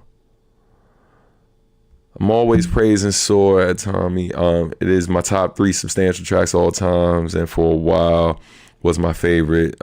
Still waiting for a breakdown though. Yeah, I know, fam. Let's see. Nujabes would have a Mr. Miyagi relationship with Marcus D. Yeah, man. And for the record, for those who don't know, he did hear some of the stuff that Marcus and I did. He really liked the one that I remember playing for him where he was like, yeah, that's really good, was Day in the Life, which was one of the earlier tracks that me and Marcus did. And then y'all eventually got the Another Day in the Life joint with Sight Star and Mr. SOS. Blah, blah, blah. Marcus D is definitely a dope music maker. I still find myself listening to Lone Wolf EP, Melancholy Hopeful, Simply Complex, and other works as well. Yeah, man. Amazing catalog. Got the Ad Bop Alloy. Yeah, 100%. Substantial Bro, I saw you and Shing back in 2018 in Brooklyn. I bought the VIP this year. Can't wait to see you guys. Have your tracks memorized by heart. Man, thank you so much, family. I appreciate you. Let's see. One thing I want to say is word of mouth is really important. It's something I noticed people stop doing. They talk about shock factor rather than recommending stuff. Yeah, absolutely. Another thing that people do, and I mentioned it before, which is they rather talk about what they hate than what they like. Like even when they give a compliment, they can't help but bring in the thing that they don't like when they're trying to give you a compliment or when they're trying to tell you about a thing they like, right? So if the objective is to get you to listen to an artist I like, right? So I'm just pulling an artist out at random, right? There's a rapper / producer who I've worked with, and I know a lot of y'all do not know. Man, I'm gonna mess around and get him on the show one day too, and that's my man Joe D. Joe D is probably one of my favorite artists from the DMV. He now lives in Atlanta, but Joe D produced a lot of Godzilla stuff. Joe D makes amazing hip hop. There's this whole conversation about adult contemporary hip hop and how that should be a subgenre.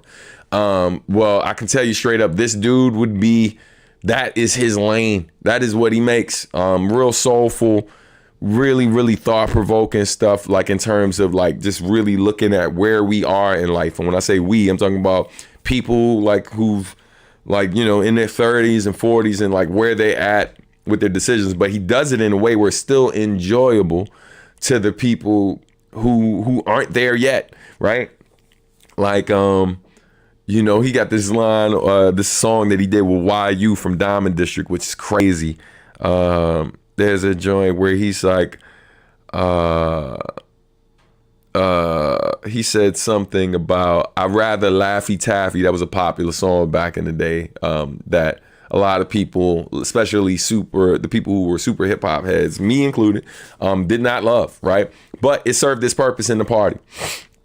And so he said something, he's like, I'd rather Laffy Taffy than that rappy, right? And like, in other words, like, yo, some of the dudes who were trying to make this more lyrical, more thought-provoking stuff, even though they are better in terms of what they are actually talking about, they don't always do a good job at making music. You know what I mean? Like, they are profound lyricists, but they are not great at making music sometimes. And so sometimes these songs, right, these easily digestible songs that are made by artists who maybe don't have the greatest pen and aren't the best lyricists, the reason why those songs blow up a lot of times is because, one, we talk about them like I'm talking about it now, but then also because it serves a purpose in certain situations, right? Like, there's certain songs that, like, some of the more lyrical stuff you listen to is probably not going to be played at your wedding. Even though you love this stuff, it's probably not going to be playing at your wedding, right? It's probably not going to be playing at a club you go to. It's probably not going to be playing at the family cookout in a long list of stuff because it doesn't serve that particular purpose, right? So I love that line because he says it's a very simple line, but that whole, I'd rather Laffy Taffy than that rappy. And he says after that, a couple bar, like real quick after that, he says like, man, y'all whacker than the niggas y'all complain about. That right there, oh my God, I've been in the room with those people where it's like they constantly crapping on everything. But then when you hear what they have to offer, in their mind, they're upholding certain parts of hip hop, but they don't do a good job at making it. Again, subjective, but a lot of times I hear the stuff and I'm like, yo, you are not the best representation of the thing that you claim you make. Like, it ain't, that ain't it. That ain't it. And it's part of the reason why some of that stuff don't get the burn that people think it should get, because oftentimes the representatives of it, or the people who are going out here trying to fly the flag, they don't always do a good job of representing it. And this is one of the ways they do it. They'll come to a rapper and they'll say something like this, like, it's like me talking about Saba, right? Or talking about Joe D, who I just mentioned. And I'll be like, man, yo, you should check out Joe D stuff. It's way better than insert your favorite artist who just happens to be mainstream. Right? Now, I'm trying to convince you to listen to this other artist who doesn't get enough burn, right? But I insult you in order to, I'm basically insulting your taste of music, but trying to get you to check out some music I like. That's not how you do it, fam. If the objective is to get more people to listen to this artist and spread that word of mouth, then don't show up at people's house. Don't show up at get-togethers. Don't be at the water fountain at the job, shitting on other people's musical tastes, and then sharing yours and saying that, hey, I got superior music taste. You should be listening to these artists. Not that bullshit you've been listening to. You know that shit you've been listening to? It's trash. You should listen to this. And then get mad when they don't listen to it. You're not doing me any favors. There was a time where Lil Wayne was like the number one artist, number one rapper in the world, right? And during that time, this is around the time Sacrifice came in. If you look up online and look at like most of the songs that were on Sacrifice and some of the videos for Sacrifice, go through the comments and see how long it takes you to find a mention of Lil Wayne. And they're not bringing them up, complimenting them. But like, there was just this period of time where anytime I met someone who became a new fan, they just had to be like, yo, man, you're so good, man. Way better than that Lil Wayne bullshit. It's like, bro, why? Why why yuck someone else's yum? Why shit on this person to show me love? I don't want that type of love. If you're gonna show me love, just show me love. You ain't gotta tell me what you hate to show me love, right? Like, it's like, yeah, I don't like minorities. I don't like a lot of minorities, but if I gotta pick one, it's like the Asian guys. They're pretty good. They're way better than those black people. Like, bro, you sound insane. Like, why do I have to hate on something to show you I love you? Why I gotta hate on this person or this thing to show you I love this other thing? Makes no sense. That's not how you show love. And maybe that's how you show love, but that definitely I'd advise against it. That's all I'm saying. Anyway. Substantial is my 23rd. Hey, Aiden, I'm not sure if I'm saying it right. Or happy born day to you. Happy birthday to you, fam. Sorry, I just saw it, man. But yeah, man, happy born day to you. That's amazing. How old are you, if you don't mind me asking? I'm still catching up on comments, so I'll get to there in a minute. Do you have any tips for finding your own style in music? I've been rapping for 5 months, just writing shit that means a lot to me and trying to develop my style. I would say initially we all imitate, right? Like we all imitate the artists we respect the most and who we listen to the most. So just know that that's where you're starting, but eventually how you find your own style is by learning other styles, right? So for example, in art school, before I really figured out what type of design was my thing, right? Or before I developed my own style of printmaking, because for those who don't know, I actually do printmaking too. I had to learn the basics, right? So for example, finding your own style before you've mastered certain basic things, like flow, right? Tightening your flow up and coming up with different techniques that help it make it a bit easier to deliver your rhymes. Like if you find yourself constantly struggling, like you writing it a certain way and it sounds one way in your head, but when you go to deliver it, it doesn't come out the same way. So that whole process of learning how to take away words or take away syllables and still get the point across, right? Those little things, that process of elimination, right? And there's a video of Odyssey talking about my stuff where one of the things he points out about me is my ability to keep a really tight flow and like do something really rhythmic where I'm like really in the pocket, in the groove. And I can do that without sacrificing lyrical content. And so, but I learned how to do that by studying other greats, right? And then eventually when I was lucky enough to be in the presence of other artists, and this is a challenge for a lot of people who kind of exist in a bubble nowadays and don't really go out to hip hop events, like go out to open mics or even just be around other musicians. Because a lot of what I learned is because I was in the presence of other artists. Like there's certain things I do flow wise that literally is because of some advice that Kokai gave me, right? There's other things I do flow wise that's because of advice that Tone Deaf gave me. There's other things I do flow wise that is because of what Chip Fu, legendary rapper from Fushnikins, what he told me when we were kicking it. These are all conversations that I had when we were in each other's presence. So one of the best pieces of advice that I can give you is like, this is it's not a sport, but if it were, it'd definitely be a contact sport. So you got to get out in the world, right? Just doing this kind of in your space and not really interacting with actual other artists anywhere but online. Like online's cool, but man, get out in the world, because hip hop was born in the streets. You know what I mean? Like it was born in the parks. Like, you know what I mean? So rapping, graffiti, breaking, DJing, all of these different things, people were out. They refined it at home, but when they saw it and learned things, they were out. They were out and about. So get out there, you know what I mean? And not just learning from just your peers. Find some older artists to study. Find some artists who are closer to your age, and also listen to younger artists, because that's what I do. I learn things from the younger artists.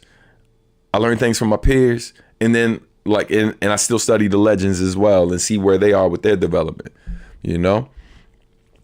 I just worked hard to buy myself Dragon Ball Fighter Z, dope, and Monster Hunter on sale. Hype to play them. Enjoy yourself.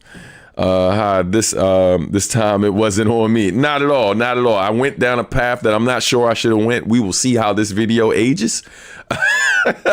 But yeah, it was all on me. I had some stuff on my mind, you know. I tell my students all the time, give all artists their due. Don't wait till they're gone. Gotta appreciate everyone while they are here. 100%. They're missing out on incredible music. Yes, they are. You'll have more questions next time, probably. You are the chat MVP, Warpath, man. Shout out to Warpath. It's crazy to me how algorithms, trends, and stuff work. No, absolutely. Substance still bangs. I love that track. Hey, that's what's up, man. Thank you. Thank you, bro. Yeah, I'll definitely have some good ones next time. Word. Let's see. It was Slim Shady era, laugh out loud. But don't forget, a lot of us still love Slim Shady. Offensive shit and all. 100%. Hey, man. Look, a lot of the stuff on the new Eminem album. Hey, man. Guilty as charged. I don't play with my kid in the car, my youngest in the car. My oldest is a teenager now, so she's able to, what's the word? She's able to listen and be able to break down what she's hearing and be able to know when something is said in jest, when something is supposed to be humorous versus like this is like being said to really hurt someone. You know what I mean? And so, you know, our ability to be able to do that is very, very important. Our ability to be able to process and understand context is important. You know what I mean? Let's see. I feel you on people not knowing your catalog. I was introduced to you by Sacrificial Lambs. Slept on project. Still my favorite to this day. Thank you. But I made it a point to get all your other music after that. Part 1. Man, I appreciate it. Part 2 says to show my true fandom of you as well as introduce your music to my circle of friends. Man, thank you, Kevin. Man, you've been a real one for a long time. Shout out to all the Kevins. You know what I mean? Substantial. A favorite of Kevin's worldwide. Put it on the shirt. Kevin said Sacrificial Lambs is super slept on. 100%. I mean, it's partly because those were songs that I cut from Sacrifice, right? You feel me? Love that album, man. Thank you so much. It's crazy that an album that only consists of songs cut from an album is people's favorite. Hey, man, a lot of those songs were on there not because I didn't want to put them on Sacrifice, but it was because of like certain issues with the producer that wasn't resolved until like after. Some of it was resolved before, but by then we had just decided to go a different direction with Sacrifice. But yeah, there are definitely moments where it's funny. I might mess around and do a Sacrifice 2.0 and I should put the songs from Sacrificial Lambs that I really think would have worked better than some of the songs I ended up putting on Sacrifice. I think somewhere in between those two albums is like the perfect Sacrifice album. Shout out to anyone who thinks Sacrifice is that album is perfect to them already. Then I'm grateful.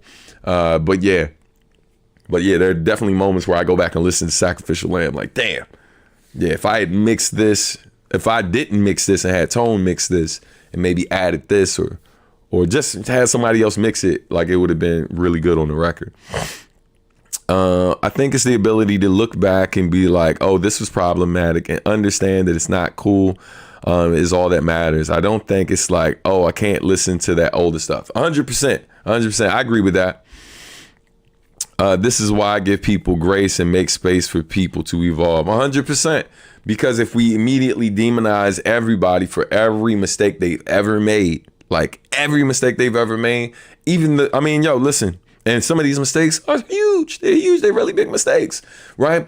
But depending on how we process what happens and then how we interact with them will determine like where they go next. To a certain extent, you are part of their growth process, right? So if we don't learn how to communicate when we have these problems, and we don't do it in a way that shows we actually care about the end result, which is ultimately them, the person they grow into be. What's the saying? People don't care how much you know until they know how much you care. Shout out to my fellow teachers and my church folk who say that all the time. People don't care how much you know until they know how much you care. So being right ain't enough, right? Being right ain't enough. Because like when I see all the political debate, right? People just think that because they're talking about the right thing, it doesn't matter how they say it. And unfortunately, it does. It does. Because if you say it to me in a way that lets me know you don't respect me, right? And your name calling and this, that, and the third, then why should I care about anything you have to say? Even when you're right. Even when you're right. Because if I take this thing from you, even though you may be right or whatever, every time I think about that thing, especially if it's something that's got to be a part of my daily life, I got to think about how you disrespected me. So yeah, so F that and F you. That's how a lot of people carry it. That's how a lot of people carry it. And so I think when you are aware of that and you realize that, when we know better, we do better. Another quote I get from older folk, church folk, and whatever. So when we know better, we do better. So just understanding that if the ultimate goal is to help you be a better person, then me disrespecting you is not going to help you process what I got to say to you. And it's not going to help you on your journey, right? It's just going to make you have an issue with me and never really be able to address the issue that you have because you're blinded by your frustration with me and the disrespect. So yeah, man, listen, I watch a lot of online discourse and other people go back and forth. And it's part of the reason why I stopped posting certain things. It's not that I don't want to share these messages. It's just I also know that I'm a person who's perfectly fine with having tough conversations. But I just don't have the bandwidth to get in these debates with people, at least not online. I don't mind talking in person about it because I think it becomes real clear to people that it's like, yo, I'm not attacking you. You know what I mean? This is just, I just have a difference of opinion. And I'm able to let it go when I don't agree with folks as well, and not hold it against them as long as they're respectful, I hope I don't offend anyone, but I feel we could all do with being a little less sensitive these days. I agree with that, but I think more than less sensitive is just, I think we all need to be a bit more patient in our dealings with each other, right? And extend the same grace, as Steph mentioned, extend the same grace that you would want someone to show you when you make a mistake. Extend that to other folks, especially strangers. Not just, it's easy to do that with people we care about, but strangers, and then what's funny is you got some people who show more respect to people they don't know than the people who are right next to them. You know what I mean? Like we've all witnessed like someone you really tight with be wildly disrespectful to you because they're mad at the time about something else. But then they get on the phone in your presence with someone who they don't know at all, who also isn't the person who did the thing to them because you didn't do anything in this particular instance. It's important to say that after. In this particular instance, you didn't do anything. But because they are upset about something else, they're just speaking to you any old way, and you had nothing to do with why they're upset. But then someone calls and they hop on the phone, and during that phone conversation, you listen to them, let go of all the hate, all the frustration, blah, blah, blah, and show a ridiculous amount of patience, grace, and all of this other stuff to a random stranger, right? But didn't give you the benefit, didn't give you any of that, right? Like they couldn't, because part of it is, I know you know me, and I feel comfortable around you, so I'm gonna just be who I really want to be. I'm not gonna hide this part of me. But you want people to be able to be them true selves, but like we also want to make sure that like we remind folks, hey, like I ain't your punching bag either. You know what I mean? So yeah. I know how you feel though. I have someone buy one of my books and they act like my biggest fan, and I'm like, I've written 14 books. Have you bought the other 13? Word. Do you have any content on social media marketing? So yeah. It's most, I would say not content that I post online. Like most of this stuff is like in classes that I teach at different institutions. So I'm not like a lot of folks who post the different things, giving you advice in these videos, which a lot of people tell me I should do. It's just a matter of time before maybe I get into that stuff. But it's also about time management.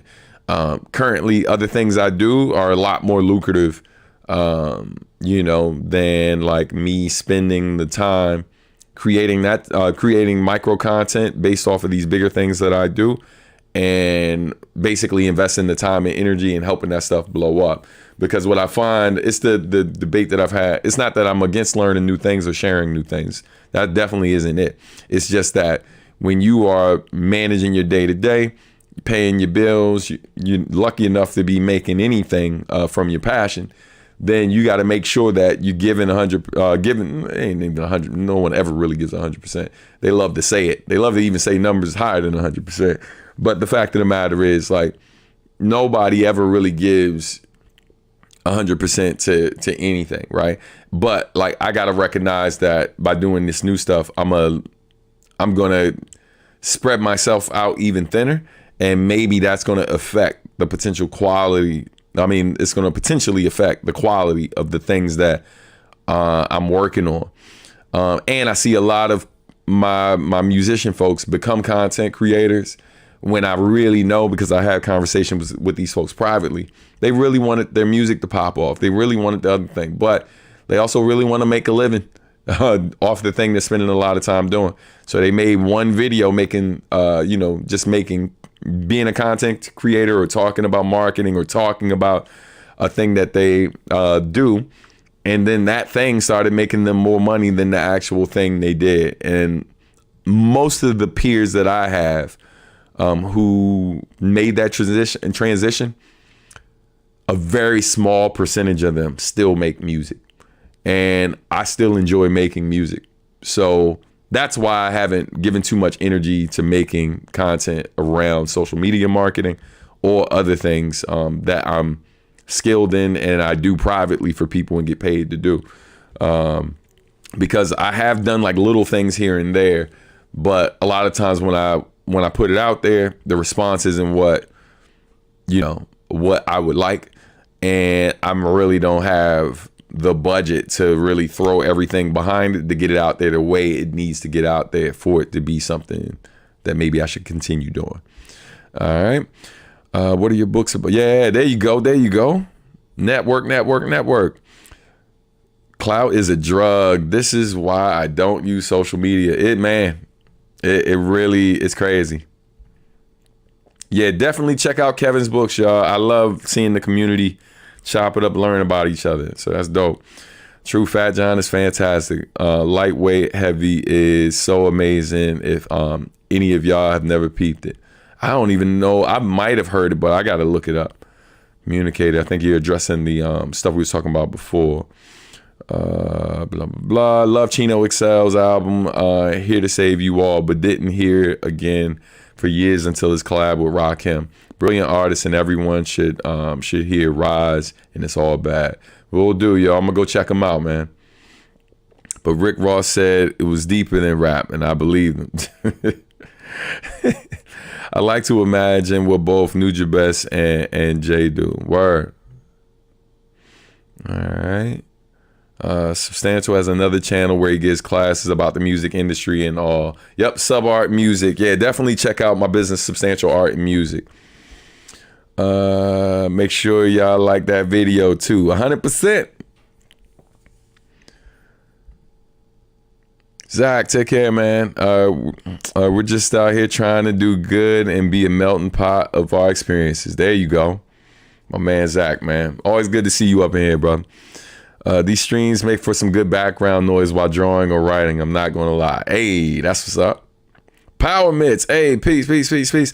Nah, fam, I was talking about it earlier in the show. I can't do the LA joint, unfortunately. We tried to work it out. It didn't pan out, and it'd be too costly for me to go out there last minute.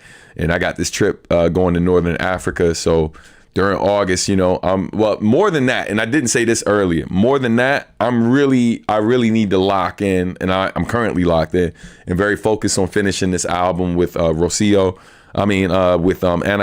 Rocio Milagro, that I'm producing top to bottom. So that's been my focus as of right now. So the tour, me not getting all the dates I would have liked to have been on, actually worked out for the best, because I really need to finish this record. And maybe I'll tell you all. It's important to me for a lot of reasons, but it's probably one of the most important things that I will work on. And I'll share that with y'all at a later date. But yeah, but sis we've been fam for a very long time, so I'm really honored to finally get to do this with her, and I'm excited for you all to hear it when it drops. Y'all can listen to one of the tracks already. It's called Stillmatic. So if you search Ana Corona, Rocio Milagro, Substantial Stillmatic, or if you just put Substantial Stillmatic, that might be easier for you to search. It should come up. You'll hear her doing a poem over a track that I produced, and it features Lizzie Blue. But yeah, I wish I could make LA, but I got to finish this album, and I got to take care of some biz before I leave the country. Oh, wow, that's actually awesome. He got to hear Day in the Life. Yeah. Hey, what's going on, Leonardo? Hey, so everyone watching this right now, I don't know if he's still here, but hey, man, shout out to Leonardo. He's actually one of my students from Omega Studios, who makes music. So be sure to check out his channel. I haven't checked out his channel myself, so hopefully he doesn't have nothing super crazy on the joint, and hopefully you can hear some of his music on there. But check out Leonardo. Good to see you a part of the community. I owe you an email as well.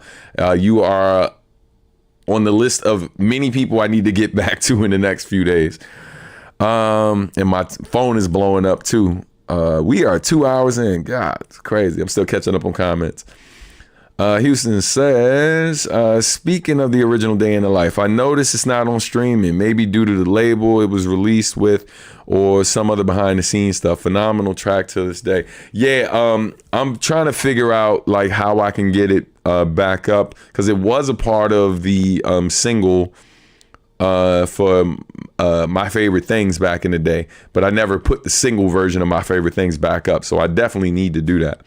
And then maybe add the song back in that way. Joe D is the freaking truth, 100%. Joe D is one of my favorite rappers, man. Love that dude. The love song was at my wedding though, because you a real one. You a real one. Fun fact: there's been a few times where people have hit me up and actually played some of my music at their wedding. There was a video that was sent while a dude was proposing to his lady, playing Eclipse. And then another dude I met in Japan. I told this story at the last big show I did in Brooklyn at Elsewhere with Shingo back in 2020. No, it was it 2018 or 2019? One of those years.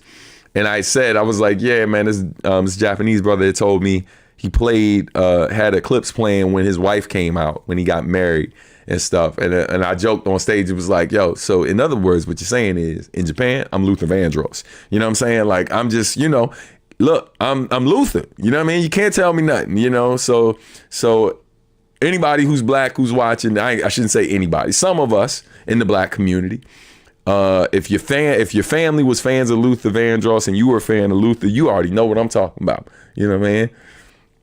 A chair is still a chair, even when no one is sitting. I'm gonna stop. I'm about to butcher that joke. But if Steph was here, she'd be singing the hell out of it, because Steph know.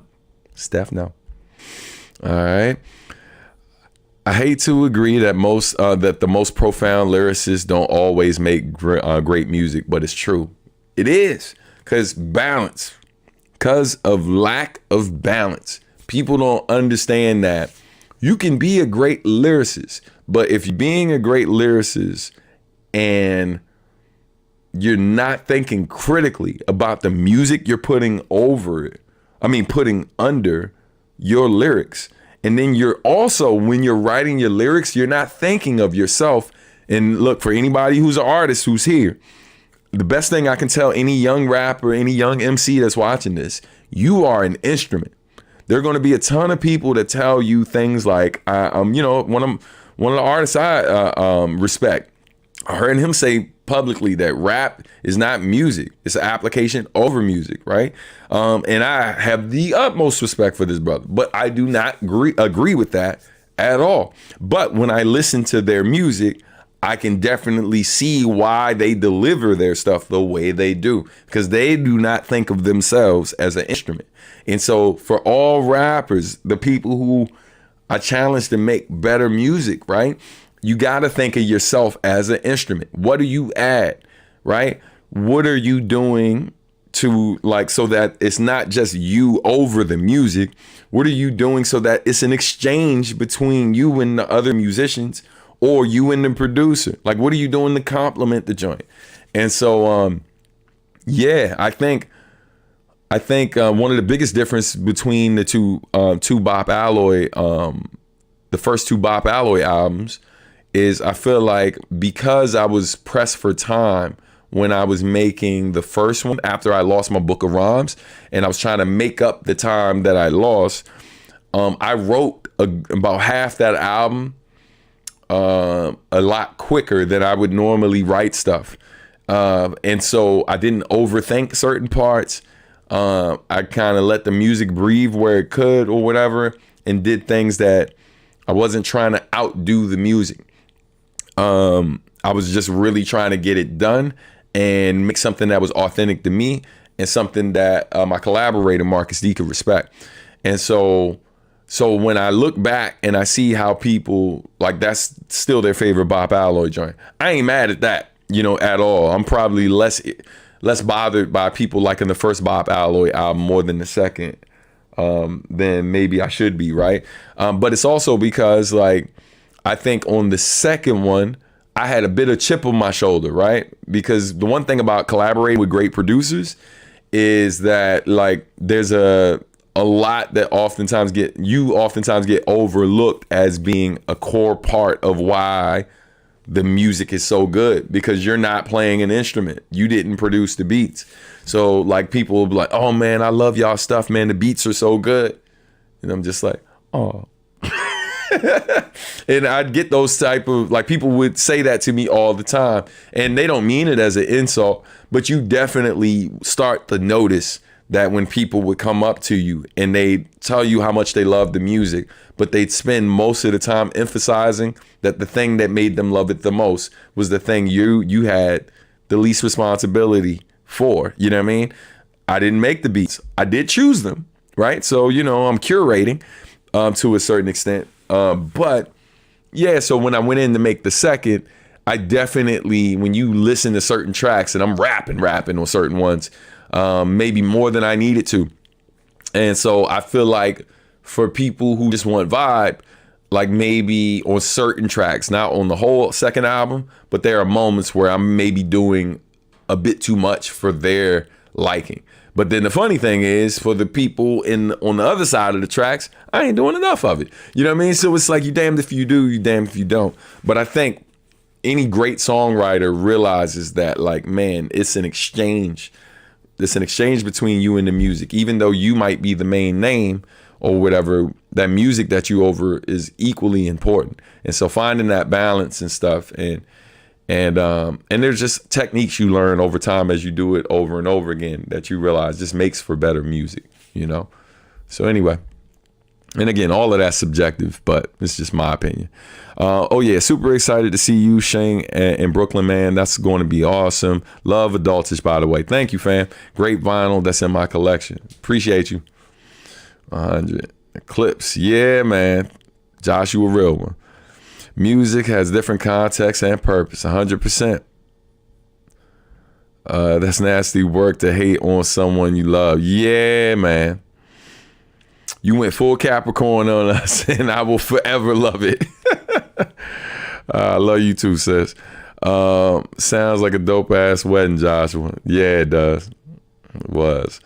Wouldn't do it again, though. My pops was acting a fool. Capricorn power. Hey, you already know. We the best. We the best. Years start with us and end with us, son. We the alpha and the omega. Put some respect on us, son. Put some respect on our name, Capricorns. You know what I'm saying? I'm sorry. Let me calm down. Before writing a song, do you have a theme you want to talk about, or it comes in the process? So yeah, a lot of times, I'd say half the time I have a certain theme before I even have music. And there are times where I'm looking for music that fits the theme. And then there are other times that the music gets introduced to me when I don't necessarily have an idea for it yet, but I'll hear the music and I'm like, oh man, this is an amazing piece of music. And then I start thinking, like, can I do something that makes sense over this, that will work well together? Or does this music even really need my contribution to it? And so once I decide, I'm like, yeah, I think a little bit of Stan with this couldn't hurt. And so then my process after that is really just, vibing and figuring out like what the subject matter will be. And I sometimes will ask other people like who are around the studio, sometimes my wife, kids, or when I'm out and about and I play the beat, I'm like, yo, what do you hear to this? And when they tell me what they hear to it or whatever, I see if it's in line with something I was already thinking about. Or in some cases, I didn't even have the idea yet, So yeah, man. He was trying to mac on my wife's family and show. Oh my God, that's wild. What effect did having kids have on your rap content inspiration? It definitely made me, I'm more conscious of what I say. You know what I mean?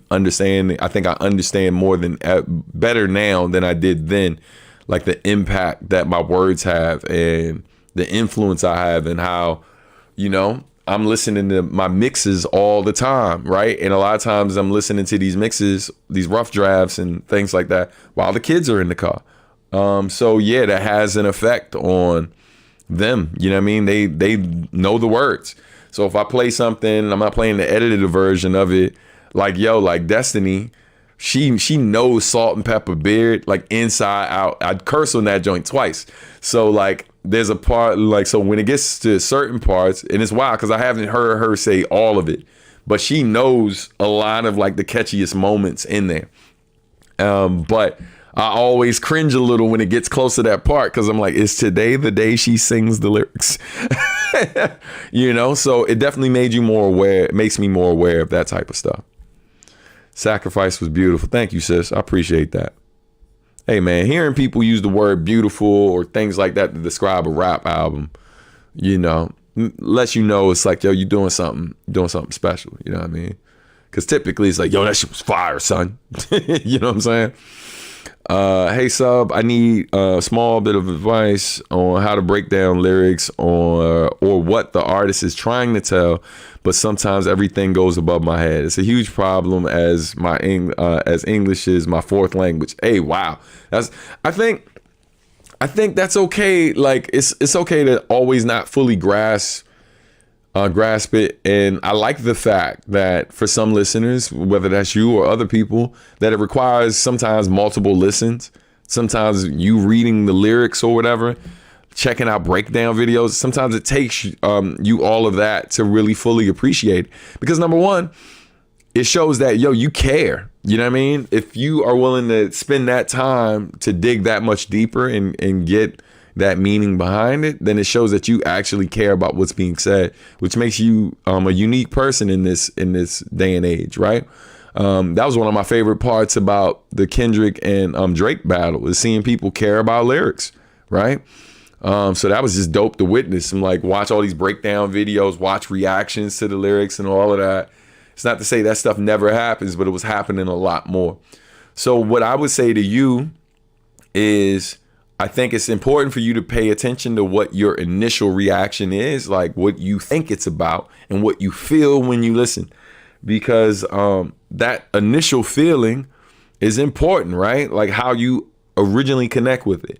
But then from there, as you become a bit more informed about what it's really about, I think that accepting the fact that like sometimes artists aren't as deep as we think, right? Sometimes. And then there are people who sound very simple, basic, and straightforward, who are arguably way deeper than we give them credit for. You know what I mean? And what's really interesting too is so many of these artists, like when you watch their interviews, right?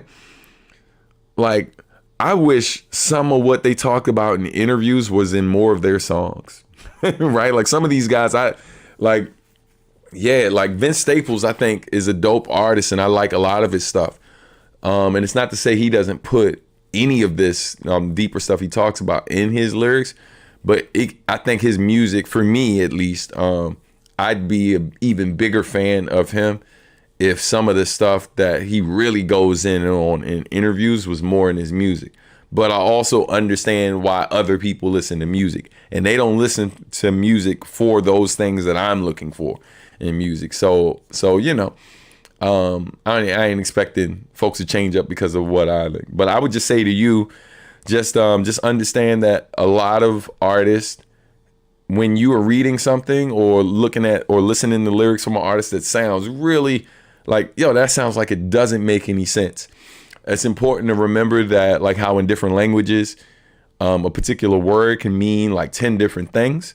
But then in other languages, how you say, like, you know, like the word dictates what it means, right? So like, you know what I mean? Like the sentence that you put it in, or sometimes the tone of voice when you say it, determines what it means. And so for that to, like, I think cultural context helps in understanding that. So when you find out an artist you listen to is from a particular place, like maybe watch some documentaries about the place they're from, right? To get cultural context, and then maybe understand why they say some of the things they do, why they use the slang that they use, et cetera, et cetera. So that's what I would say.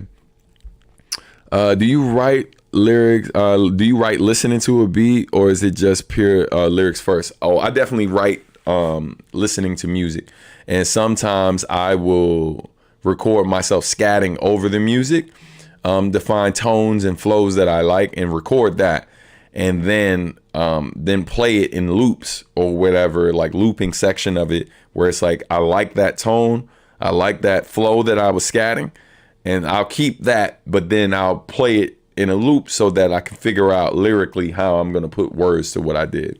So that's part of my process sometimes. Yeah, we definitely kind of. Honestly, I love Sacrifice the way it is. I like it just as much as Sacrificial Lambs. That's love, man. Thank you. Hey, what's going on, Arya? Good to see you up in here. I will be in touch soon, actually, because we are finalizing the video for you. Well, good sir. Peace. Hey, what's going on, Shanti? Hey, wait a minute. No, I'm thinking you're someone else, and you're probably not. But hey, still happy to see you. Hey, welcome. I saw your name and I was thinking of somebody I know named Shani, but then I realized it said Shanti. Hurting me not coming back to the West Coast. I'm trying to see another live performance. Man, I'm trying to make it happen. I'm already talking about what I'm planning to do next year with some people. We just got to make it happen. What's your favorite song from Uyama? Oh man, I think it's from the Freeform. The title is slipping my mind. Hold on, where's the joint at?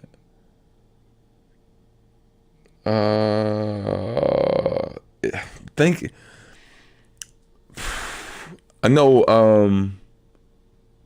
What's the joint called, man? I think from Freeform Jazz, Skipper's one of my favorites. 81 Autumn, and Compass from what's the joint? Freedom of the Sea. Yeah, those are some of my favorites for sure. You know what I mean? But I'll tell you straight up, there's rarely a moment where when I listen to Uyama, I just listen to one song. You know what I mean? It's like almost always I play like the whole album whenever I play him. If you were able to do a LA show, it would have been dope to close out with the cover of Not Like Us.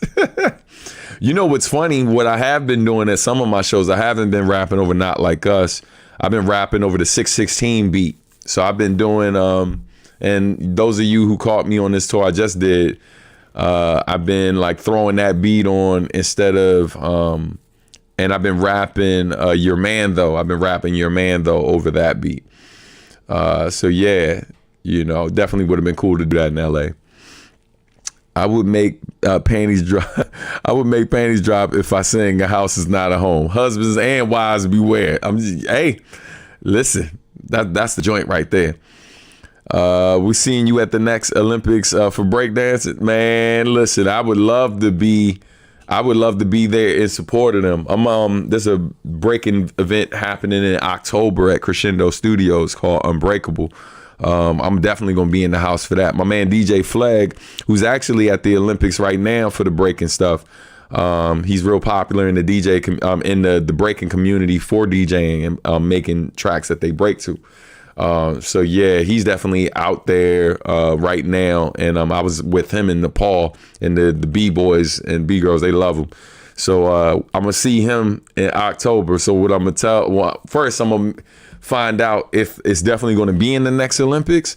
So so that way, I can maybe try to coordinate something with him. It's like, man, what are we doing? He's like, what you mean we? See how we can work something out. It's funny to me that I didn't do questions this episode, but everyone else took over for me. There you go. You taught them well. You taught them well. Somebody be like, hey man, where'd you get such good questions? Warpath taught me. The Spirited Black Man says Vince's latest project has a lot more of that stuff in it. I gotta check it out. Cause yeah, man, I really rock with that dude. I'm gonna get off here and I'll listen to that new album, and I'm probably gonna play Bag Back like Rack of Time. It's one of my favorite joints.